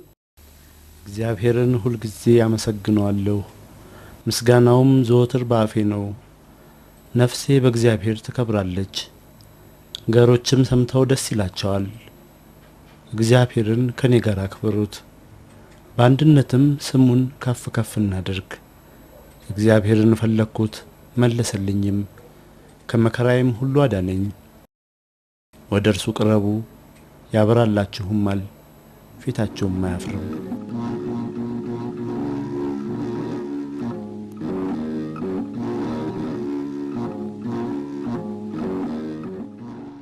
ነፍሴ ሆይ ወደ ረፍትሽ ተመለሺ፣ እግዚአብሔር መልካም አድርጎልሻልና። ነፍሴን ከሞት ዓይኔንም ከንባ እግሬንም ከመሰናክል አድኗልና። በሕያዋን አገር በእግዚአብሔር ፊት እሄዳለሁ። ይሁን ዲያጎቴ፣ እውነቱን ለመናገር ያልፈለኩበት ቦታ የለም፣ ግን የትም ቦታ አላገኘሁትም።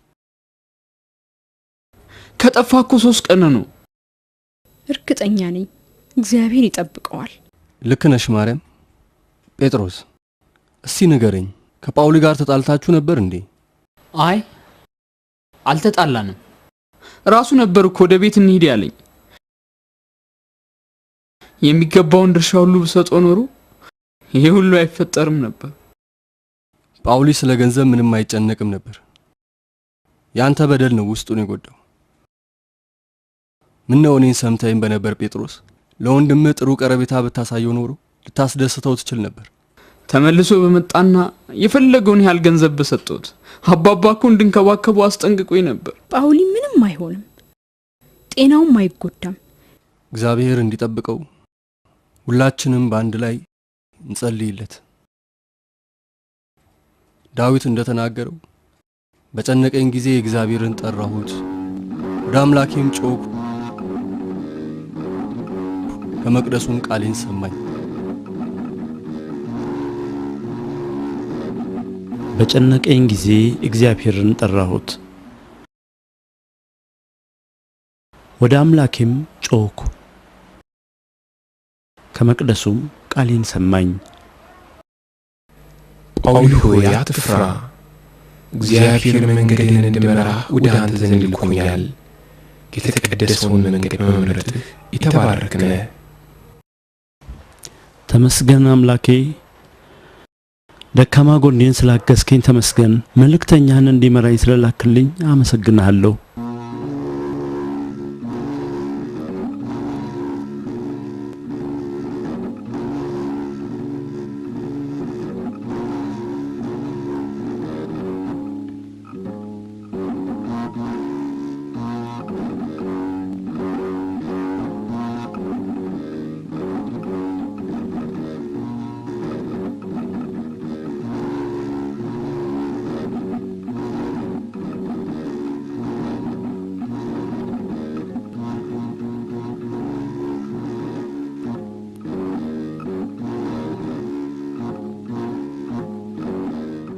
ስለ ስሜ ቤትን ወይም ወንድሞችን ወይም እህቶችን ወይም አባትን ወይም እናትን ወይም ሚስትን ወይም ልጆችን ወይም እርሻን የተወ ሁሉ 100 እጥፍ ይቀበላል፣ የዘላለም ሕይወትንም ይወርሳል።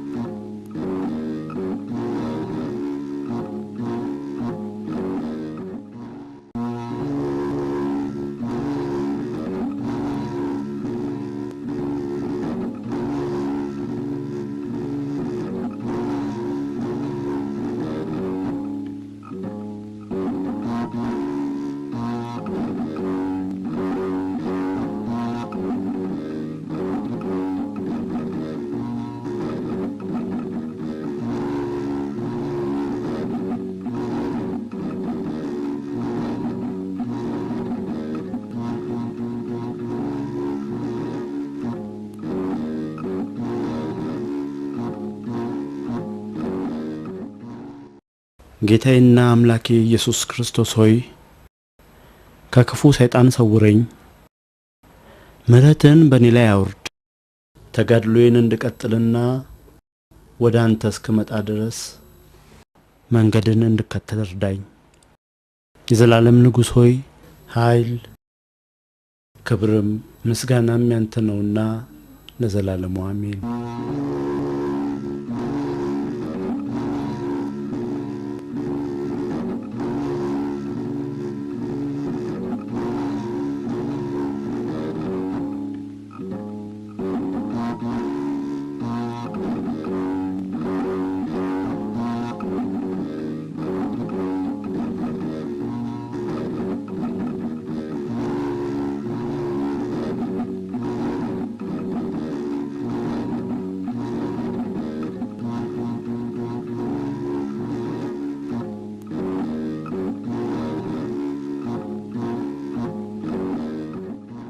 እንግዲህ ብትወደውም ባትወደው ከኛ ጋር መብላት ስላቆም ትንሽ የምትበላው ነገር አምጥቼልሃለሁ። ይሄው ምግብ ለኔ በደንብ ብላ። ሰው ከእግዚአብሔር አፍ በሚወጣ ቃል እንጂ በእንጀራ ብቻ አይኖርም። በአንተ ስም እጆቼን አነሳለሁ። ነፍሴ ቅቤና ስብ እንደሚመገቡ ትጠግባለች። ከንፈሮቼም ስምህን በደስታ ያመሰግናሉ።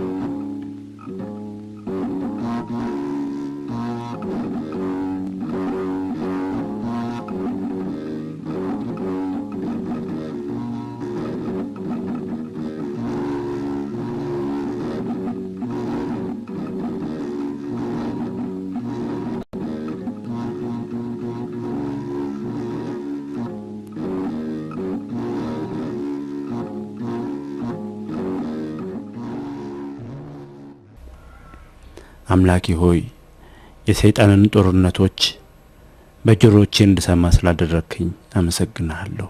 በአንተ ብርቱ ክንድ ስር የነሱ ጉልበት ምን ያህል ደካማ እንደሆነ አውቃለሁ።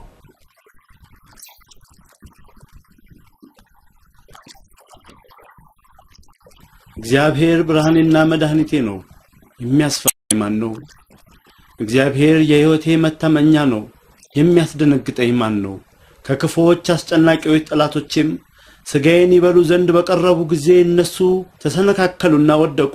ሰራዊትም ቢሰፍርብኝ ልቤ አይፈራም፣ ሰልፍም ቢነሳብኝ በዚህ እተማመናለሁ። እግዚአብሔርን አንድ ነገር ለመንሁት፣ እርሷንም እሻለሁ፣ በሕይወቴ ዘመን ሁሉ በእግዚአብሔር ቤት እኖር ዘንድ፣ እግዚአብሔርን ደስ የሚያሰኘውንም አይ ዘንድ፣ መቅደሱንም እመለከት ዘንድ። ተመስገን ፈጣሪ፣ ይህንን ፈተና እንዳልፍ ስለረዳኸኝ አመሰግናለሁ።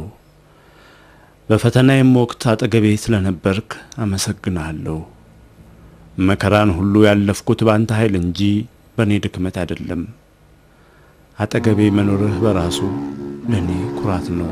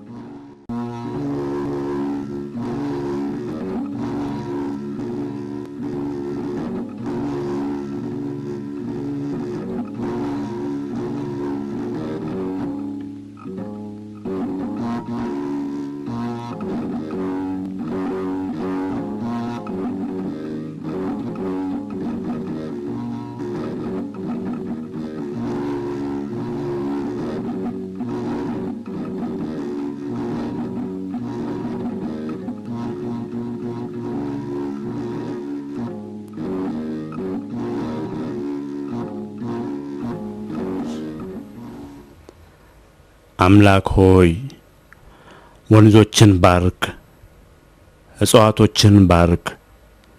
ለተራቡት ሕዝቦችህ፣ ባሎቻቸው ለሞቱባቸው፣ አሳዳጊ ላጡ ሕፃናት፣ ለድሆችና ለተገለሉት፣ ያንተን ስም ለሚጠሩት ሁሉ፣ በየቦታው ታሞ የተኙትን ፈውሳቸው። በመንገድ በባህር የሚጓዙ መንገደኞችን ጠብቃቸው። ወደ የቤታቸውም በሰላም ይመለሱ ዘንድ ጠብቃቸው። አቤቱ ደካማ ባሪያህን አስብ፣ ብርታቱን ስጠው፣ ባርከውም። አንድም ሰው ሳላይና እኔንም ሌላ ሰው ሳያየኝ ከ90 ዓመታት በላይ አሳለፍኩ። ከእግዚአብሔር ጋር መኖሬ ለእኔ በቂ ነበር። ምን ነው አባ እንጦንስ? ስለ ጽናቱ እንዲሁም ራሱን በማሸነፉ እግዚአብሔር ይባርኮት አባ ጳውሊ። አይ ጽናት! ትግል እንኳን አልነበረም። ለእኔ በገነት ውስጥ ከእግዚአብሔር ጋር እንዳለው ነበር የሚሰማኝ። ልክ አዳም ከጥፋቱ በፊት እንደነበረው ስሜት ነበር የሚሰማኝ። አባ ጳውሊ ስለ ምናኔ ሕይወቶ የበለጠ ማወቅ ፈልጋለሁ። እኔ ነኝ እንጂ ስለ እርሶ ማወቅ የምፈልገው አባ እንጦንስ። እኔ ብዙ አወራሁ፣ እርሶን ልስማው አባቴ። እኔ ተወለድኩት በላይኛው የግብጽ ክልል በ251 ነበር። አባቴ ሄንስ የተባለ እጅግ ባለጸጋ ነጋዴ ነበር። እናቴ ደግሞ ጋዮስ የተባለች እጅግ ጥሩ ሴት ነበረች። እኔም እግዚአብሔርን መፍራት እንደ እርሶ ከወላጆቼ ተማርኩ። እግዚአብሔርንና ቤተ ክርስቲያንን እጅግ ወድ ነበር። መጽሐፍ ቅዱስንም አነብ ነበር። 18 ዓመት ሲሞላኝ ስለ ምንኩስና የመጀመሪያውን ትምህርት ተማርኩኝ። ማን አስተማሮ? አባቴ ነበር። ያረፈውም በዛው ጊዜ ነበር። የአባቴን በድን እየተመለከትኩኝ እንዲህ ብዬ ጠየቅኩ፣ ጉልበቱ ወዴት ሄደ? እናም እንዲህ ብዬ አስብ ጀመር፣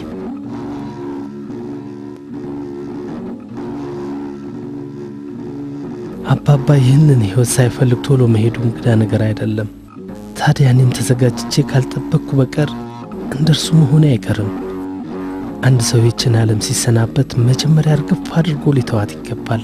ልክ እንደ ደቀ መዛሙርቱ ሁሉን ትቶ ኢየሱስን እንደተከተሉት እኔም መድኃኒቴና አምላኬን መከተል አለብኝ። ለተጨማሪ 6 ወራት ስለ ዘላለማዊ ሕይወቴና ስለ ምድራዊ ሕይወቴ በደንብ ካሰብኩ በኋላ ወደ ቤተ ክርስቲያን ሲሄድ ከመጽሐፍ ቅዱስ ላይ ይህንን ሰማሁ።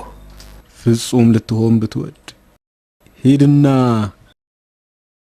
ያለህን ለድሆች ስጥ፣ መዝገብም በሰማያት ታገኛለህ። ከዛም በኋላ መተህም ተከተለኝ። እግዚአብሔር ለኔ የላከው መልእክት እንደሆነ ተሰማኝ። እናም የእግዚአብሔርን ትእዛዝ ለመፈጸም ወሰንኩ። የነበረኝን በሙሉ ሸጬ ለድሆች ሰጠሁ። የቀረችኝን አንድ እህቴን ወደ ገዳም አስገባኋትና እግዚአብሔርን ለማገልገል ጉዞዬን ጀመርኩ። ብዙ መነኮሳትም እነዚህ ሕግጋትን እንዲማሩ ስለፈለጉ ብዙ ትምህርቶችን ተማርኩ። ከትምህርቶቹ 2ቱ ግን ሕይወቴን በእጅጉ ቀየሩት።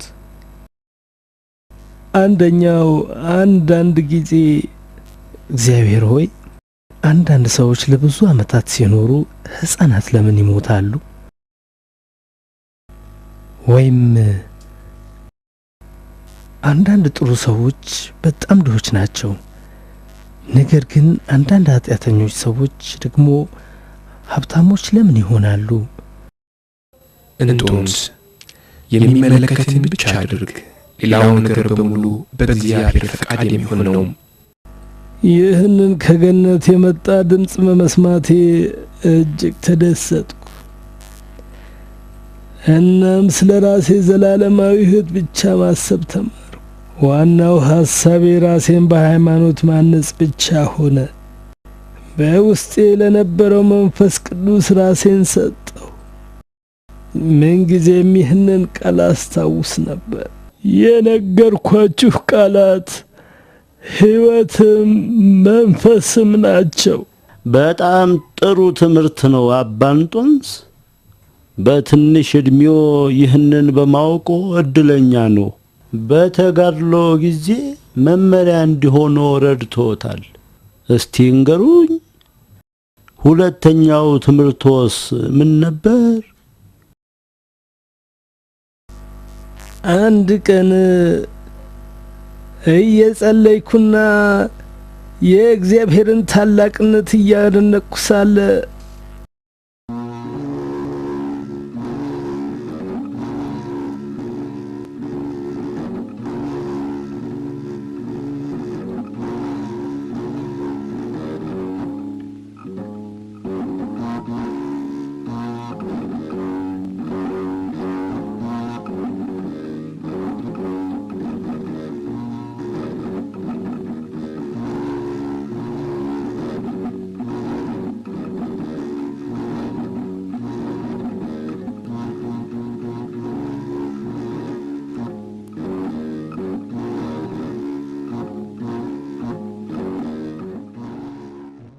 ስሚ አንቺ ሴት!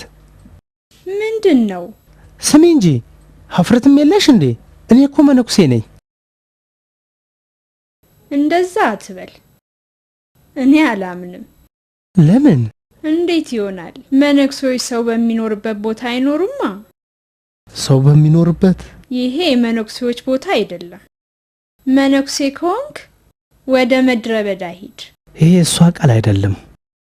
መልአከ እግዚአብሔር እየገሰጸኝና መንገድ ሲመራኝ ነው። አመሰግንሻለሁ። ስለረበሽኩሽ ይቅርታ። ምንድነው ይሄ ሰው?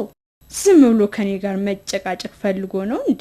ይህ አይነቱ ነገር ጤነኛውን እብዱን ጤነኛ ያደርጋል። ስለ እርዳታው እግዚአብሔርን አመሰገንኩ። የእርሱን ፈቃድ ለመፈጸም ወደ ምድረ በዳ ወጣሁ። ነገር ግን ሰይጣን በሚቻለው ሁሉ ተፈታተነኝ። አንዴ በክፉ ምኞቶች፣ አንዴ እኔን በመገሰጽና በማሞገስ ብሎም እስከ መማታት ድረስ ደረሰ። ነገር ግን ጌታ ሁልጊዜም ብርታትን ይሰጠኝ ነበር። አንድ ቀን ሰይጣን አዲስ መሳሪያ ይዞ ተዋጋኝ። በተፈጥሮ ሰይጣን የእግዚአብሔርን ልጆች የሚፈትንበትን መንገድ አያጣም። ቀጥሎስ ምን ተፈጠረ? ሰይጣን የመሰላቸትን፣ ግራ የመጋባትና የንቀት ስሜቶችን ተመስሎ ፈተነኝ። እኔም ወደ እግዚአብሔር ጮኽኩ። አምላኬ ሆይ እኔ የምፈልገው የነፍሴን መዳንና ዘላለማዊ ሕይወትን ማግኘት ነው። ነገር ግን ክፉ ሐሳቦች በአእምሮዬ የተመላለሱ አስቸገሩኝ። ከዳዊት ጋር እንዲህ እያለቅሳለሁ፣ አምላኬ ሆይ አስተምረኝ፣ በቀና መንፈስ ወደ ጥሩ መንገድ ምራኝ። ጌታዬና አምላኬ ሆይ ጸሎቴን ስማ።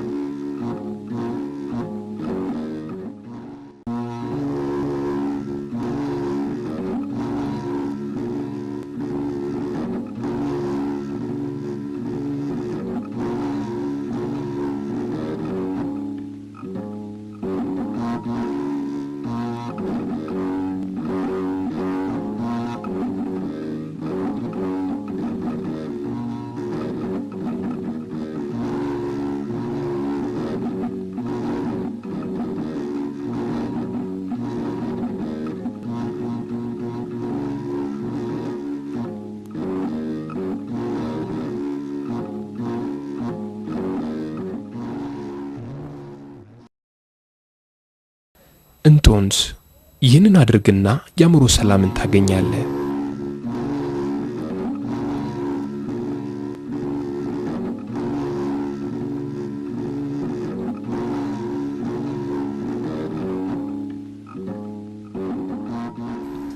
ስለምታጽናናኝ አመሰግንሃለሁ። አምላኬ ሆይ ስምህ ይመስገን፣ መልካም መንገድ ስላሳየኝ። ከዚያም መዝሙረ ዳዊት ላይ ያሉት ቃላት ትዝ አሉኝ። በጨነቀኝ ጊዜ እግዚአብሔርን ጠራሁት፣ ወደ አምላኬም ጮኽሁ፣ እርሱም ከመቅደሱ ቃሌን ሰማኝ። እኔም የእግዚአብሔር መልአክ እንዳሳየኝ ያደረግኩ፣ ስራዬን እየሰራው እጸልያለሁ። ከሐዘኔ ተጽናናሁ፣ የጠበቀኝን አምላኬንም አመሰገንኩ። ልክ ነው አባቴ። መጽሐፍ ቅዱስ እኮ እንዲህ ይላል፣ በተጨነቁ ጊዜ ወደ እግዚአብሔር ጮኹ፣ ከመከራቸው አዳናቸው፣ ወደሚኖሩበት ከተማ ይሄዱ ዘንድ የቀና መንገድ መራቸው። እስከ መጨረሻው ፈተና ድረስ ሰይጣን ትዕቢት እንዲሰማኝ ሲያደርግ እግዚአብሔር ግን መሃል ገብቶ እዚህ አመጣኝ። በዓይኔም እርጋታና ታዛዥነት ምን እንደሆኑ እንዳያደረገኝ። እግዚአብሔር ይባርኮ አባ እንጦንስ። እኔም እግዚአብሔርን ዘንድ ስለላከው እድለኛ ነኝ። እኔ ምንም እንኳ ደሃና ይሄ ክብር የማይገባኝ ብሆንም ከእርሶ በረከት እንዳገኝ ረድቶኛል። እስቲ እንገሩኝ አባ እንጦንስ፣ ቤተ ክርስቲያናችን እንዴት ነች? እኔ ዓለም በቃኝ ስል አቡነ ዲዮናስዮስ ጳጳስ ነበሩ። ከእሳቸው በኋላ 6 ተሹመዋል። የመጨረሻው አቡነ አትናቴዎስ ነበሩ። እሳቸው እውነተኛውን እምነት በእጅጉ የጠበቁና የአርዮስን ኑፋቄ የተቃወሙ፣ በኒቅያ ጉባኤ የተሳተፉ ሲሆን ዓላማውም የአርዮስን ኑፋቄ ለመቃወም ነበር። አርዮስ እና አርዮስ ምን አለ?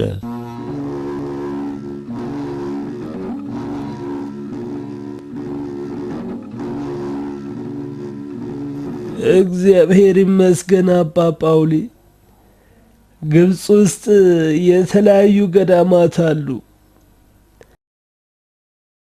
በአባቶች የተቋቋሙ እንደነ አባ ጳቁሚስና የገዳም ስርዓት የመሰረቱት እንደነ አባ መቃሪዮስ። ሌላው ቢቀር የገዳም ስርዓት ጋዛ ደርሷል ይባላል። ወደ ሜሶፖታሚያም እንደዚሁ። ይህ ሁሉ በእርሶ ተጋድሎ ነው አባ እንጦንስ? በእግዚአብሔር ኃይል እርሱ ቤተ ክርስቲያንንና ልጆቹን ስለሚጠብቅ ነው። እግዚአብሔር እርሶንና አገልግሎቶን ይባርክ።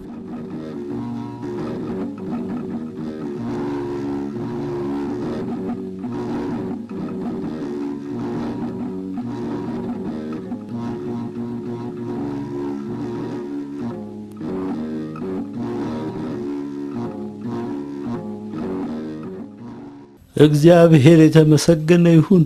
ይሄ ቁርአን ለብዙ ጊዜያት ወደ እኔ ዘንድ ተመላልሶ ነበር። ሁል ቀን ግማሽ ቁራሽ ዳቦ ይዞልኝ መጣ ነበር። ዛሬ ግን እግዚአብሔር አንድ ሙሉ ዳቦ ይዞ እንዲመጣ አደረገው። እንኩ የሁሉ አባ ባርከው ይቁረሱት። እኔ ልባርክ? በፍጹም አይሆንም። እንግዳዬ እኮ ኖት። እርሶ በእድሜም በምናኔም ይበልጡኛል።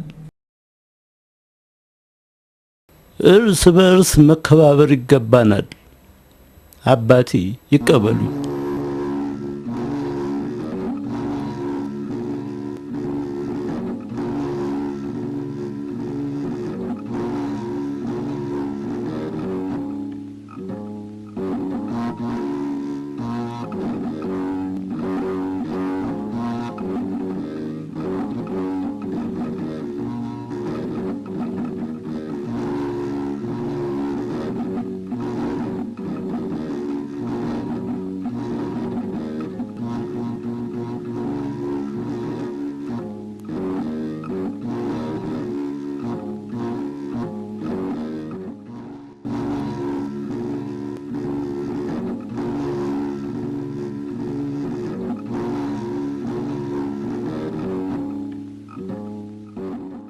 አባ እንጦንስ አቡነ አትናቴዎስ የሰጡትን የመነኩሴዎች ልብስ እንዲያመጡልኝ እፈልጋለሁ። ስለ ልብሱ አንዳች ነገር አልተነፈስኩም። እንዴት አወቁ? እግዚአብሔር ለሚፈሩት ቃል ኪዳኑን ያስታውቃቸዋል። ሰምተውኛል አባቴ? አዎን አባቴ። የመኖሪያዬ ዘመናት እየተገባደዱ ነው። አሁን ከዚህ ሟች ስጋዬ የምለይበት ጊዜ ነው። እግዚአብሔር እኔ ዘንድ ያመጣው ያለሁበትን እንዲያውቁና በመሞቻዬም ጊዜ እንዲቀብሩኝ ብሎ ነው። ጊዜው አልደረሰም እኮ አባ ጳውሊ። ገና ከእርሶ መማርና መባረክ አለብኝ። እግዚአብሔርን ወደ ገነት በሚያደርጉት ጉዞ አብሬዎት መጣ ዘንድ ይንገሩልኝ። ይህንን ኃላፊ ዓለም ትቼው ልሂድ። አይሆንም። እርሶ አበምኔት ኖት። የእርሶ ተራ ገና አልደረሰም። እርሶ ተከታዮቹን ለማስተማር እዚህ መቆየት አለቦ።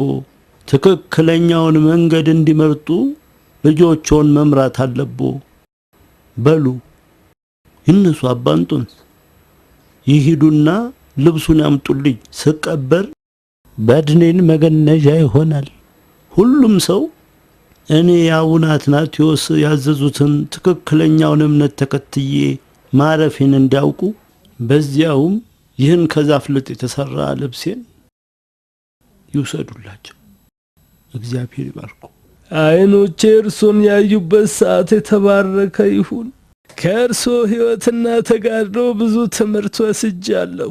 ነገር ግን ለተከታዮች ያደርሰው ዘንድ ምክር ይስጡኝ። ከፈተናና ከመከራ ለማምለጥ እንዳይሞክሩ ይንገሯቸው። ከፈተና የሚሸሽ ሁሉ ከእግዚአብሔር ይርቃል።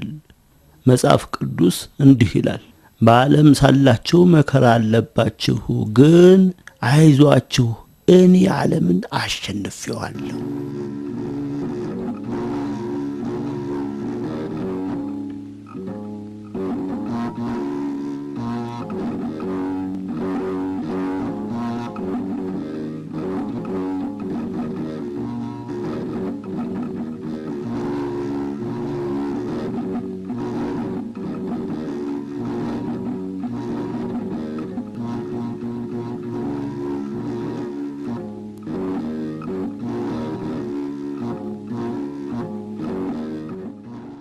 አባ እንጦንስ መጡ።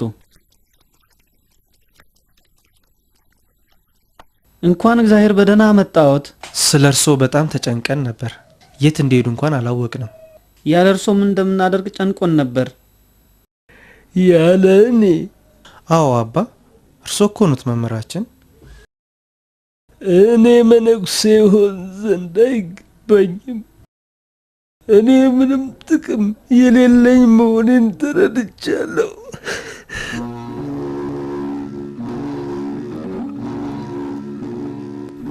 ከእኔ የተሻለውን ተመለከትኳ።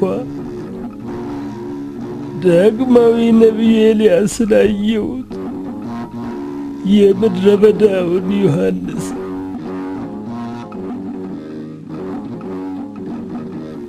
መልአክ ምድራዊውን መልአክ ጳውሊን አየሁት።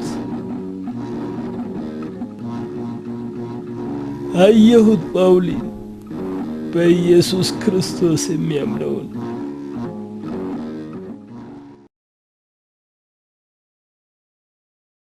ስለ ማን ነው የሚናገሩት? አላውቅም፣ ግን እርግጠኛ ነኝ ስለ አንድ ትልቅ ቅዱስ ሰው ነው የሚያወሩት። በእርሱ ጸሎት እንድንባረክ ያብቃን። እርሱ ታላቅ መሲህ መሆን አለበት። አባ እንጦንስ እንኳ ከእርሳቸው እንደሚበልጥ ነው የሚናገሩት። አባታችን የት ሊሄዱ ነው? ስለዚህ ታላቅ ሰው ይንገሩን። በኋላ ልጆቼ፣ ለሁሉም ነገር ወቅትና ጊዜ አለው። ዝም ለማለትም ለመናገርም።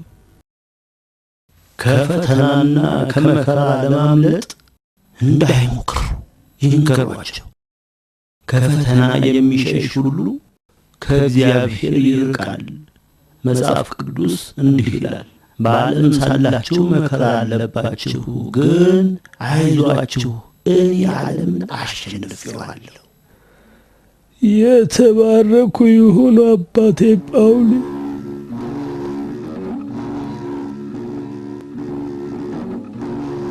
በእግዚአብሔር ዙፋን ፊት ሲቆሙ ያስቡኝ አባቴ ጳውሊ። ሁሉንም መነኮሳት ያስቡ። በምድር ላይ ያሉ የእግዚአብሔርን ልጆች ሁሉ ያስቡ።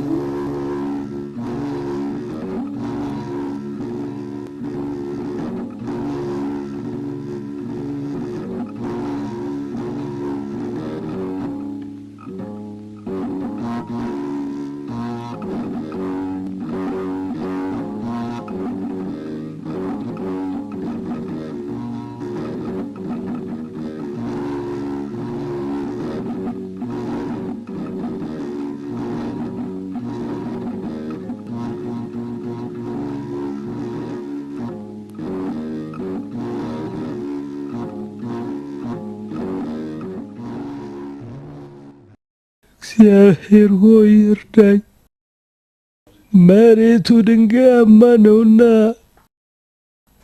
ስለዚህ መቆፈር አልችልም።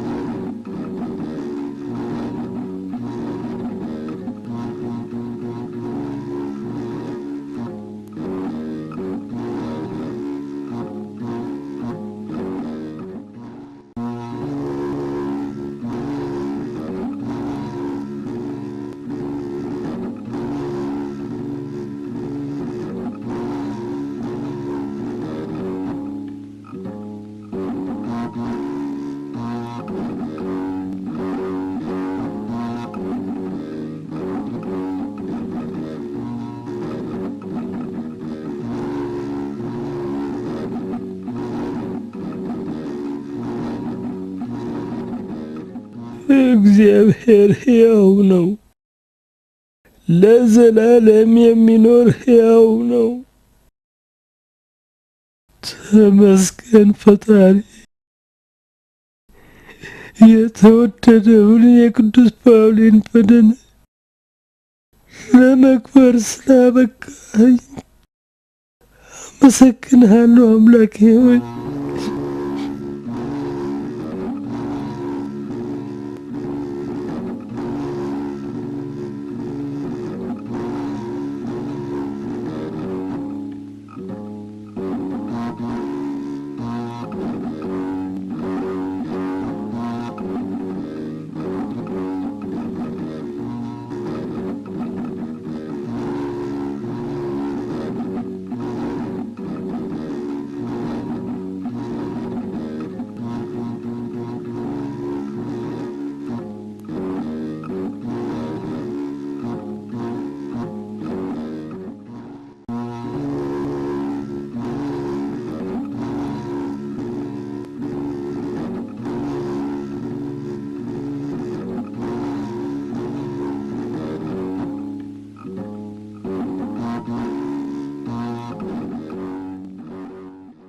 ይህ ልብስ ምንጊዜም ውድ ስጦታ ሆኖ ይኖራል።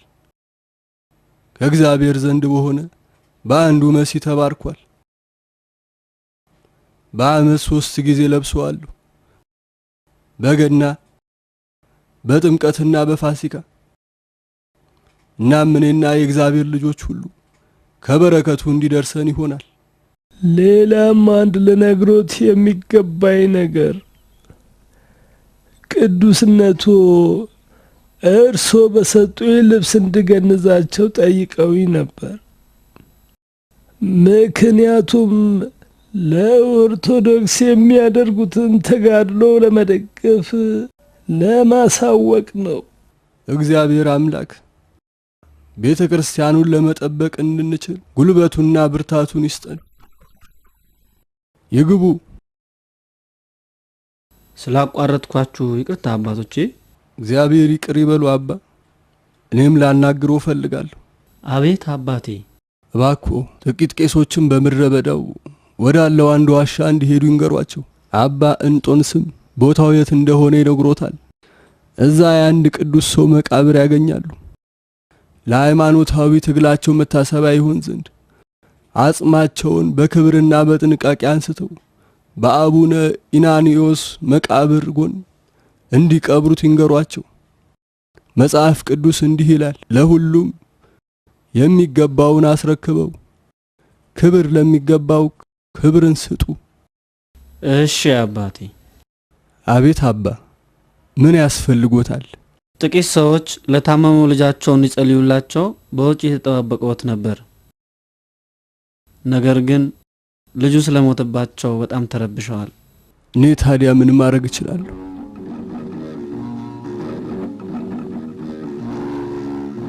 እግዚአብሔር ይመስገን። አስገቧቸው።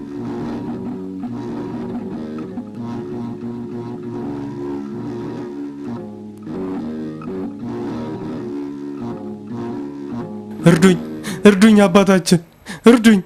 አንድ ልጅ ሞተብኝ፣ ሞተ። እርዱኝ አባታችን፣ እርዱኝ። እርዱን አባታችን፣ አንድ ልጃችን ነው። እግዚአብሔር ይርዳን። ስሙ ማን ነው? ዮሐንስ ነው ስሙ። እዛ ጋር አድርጉት።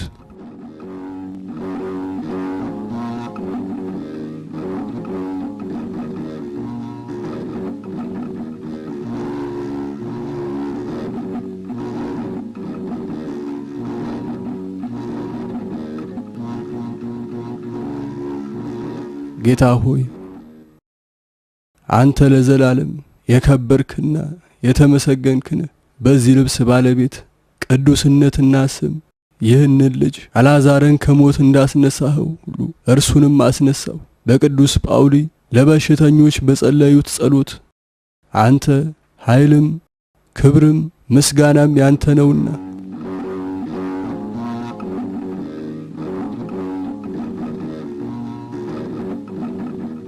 እማ ልጄ በሕይወት አለ። ተመስገን አምላኬ። እግዚአብሔር ይባርኩት አባቴ። የእግዚአብሔር ኃይል ነው ከሞት ያስነሳው። ቅዱስ ጳውሊ ለበሽተኞች በጸለዩት ጸሎት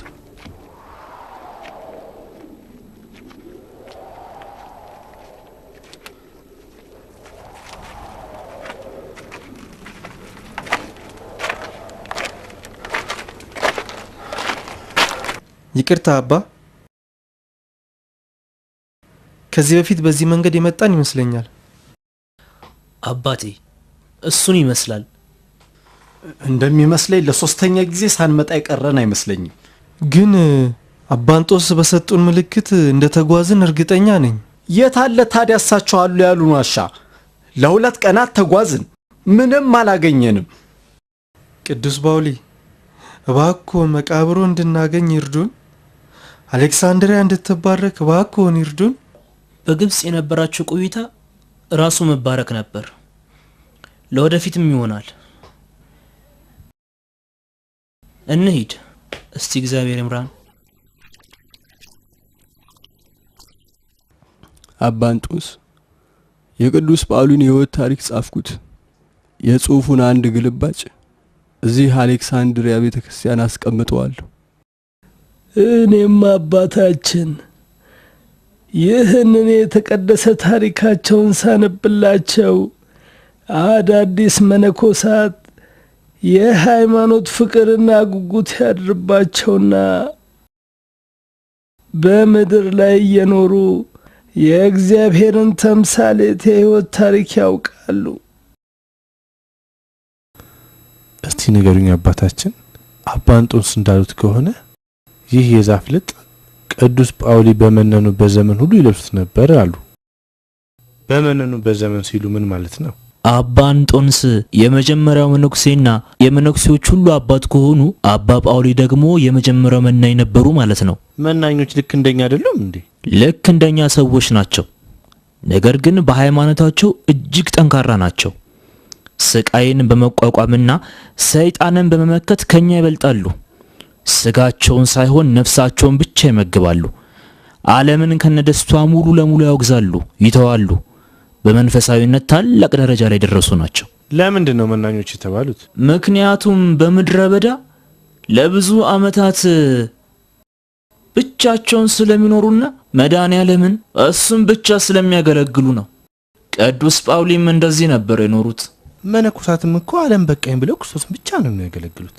ታዲያ ለምንድን ነው ጳጳሳት በቅዱስ ጳውሊ እንዲህ የሚመሰጡት? ልዩነትም አለው።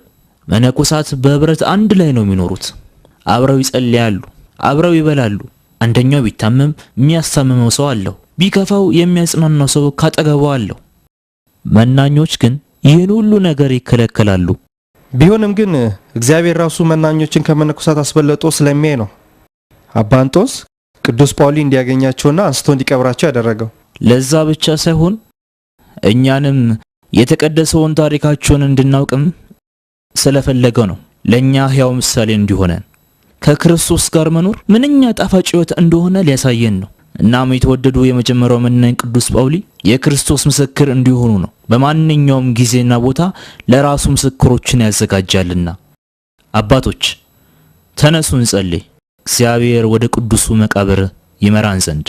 ሰላም ላንተ ይሁን። በእግዚአብሔር የተመረጥክ ሆይ አጽሜን ሊፈልጉ የወጡትን አባቶች እንዲመለሱ ንገራቸው፣ አያገኙትም። ሕይወቴን በሙሉ ከሰዎች ርቄ አሳልፌአለሁ። እግዚአብሔርንም ማንም ሰው አጽሜን እንዳያገኘው ብዬ ለምኜው ነበር። ልክ እንደኔ ሁሉ ሥጋዬም ከሰዎች እንዲርቅ ብዬ ጠይቄዋለሁ። በመንፈስ ግን ሁሌም ከእናንተ ጋር ነኝ።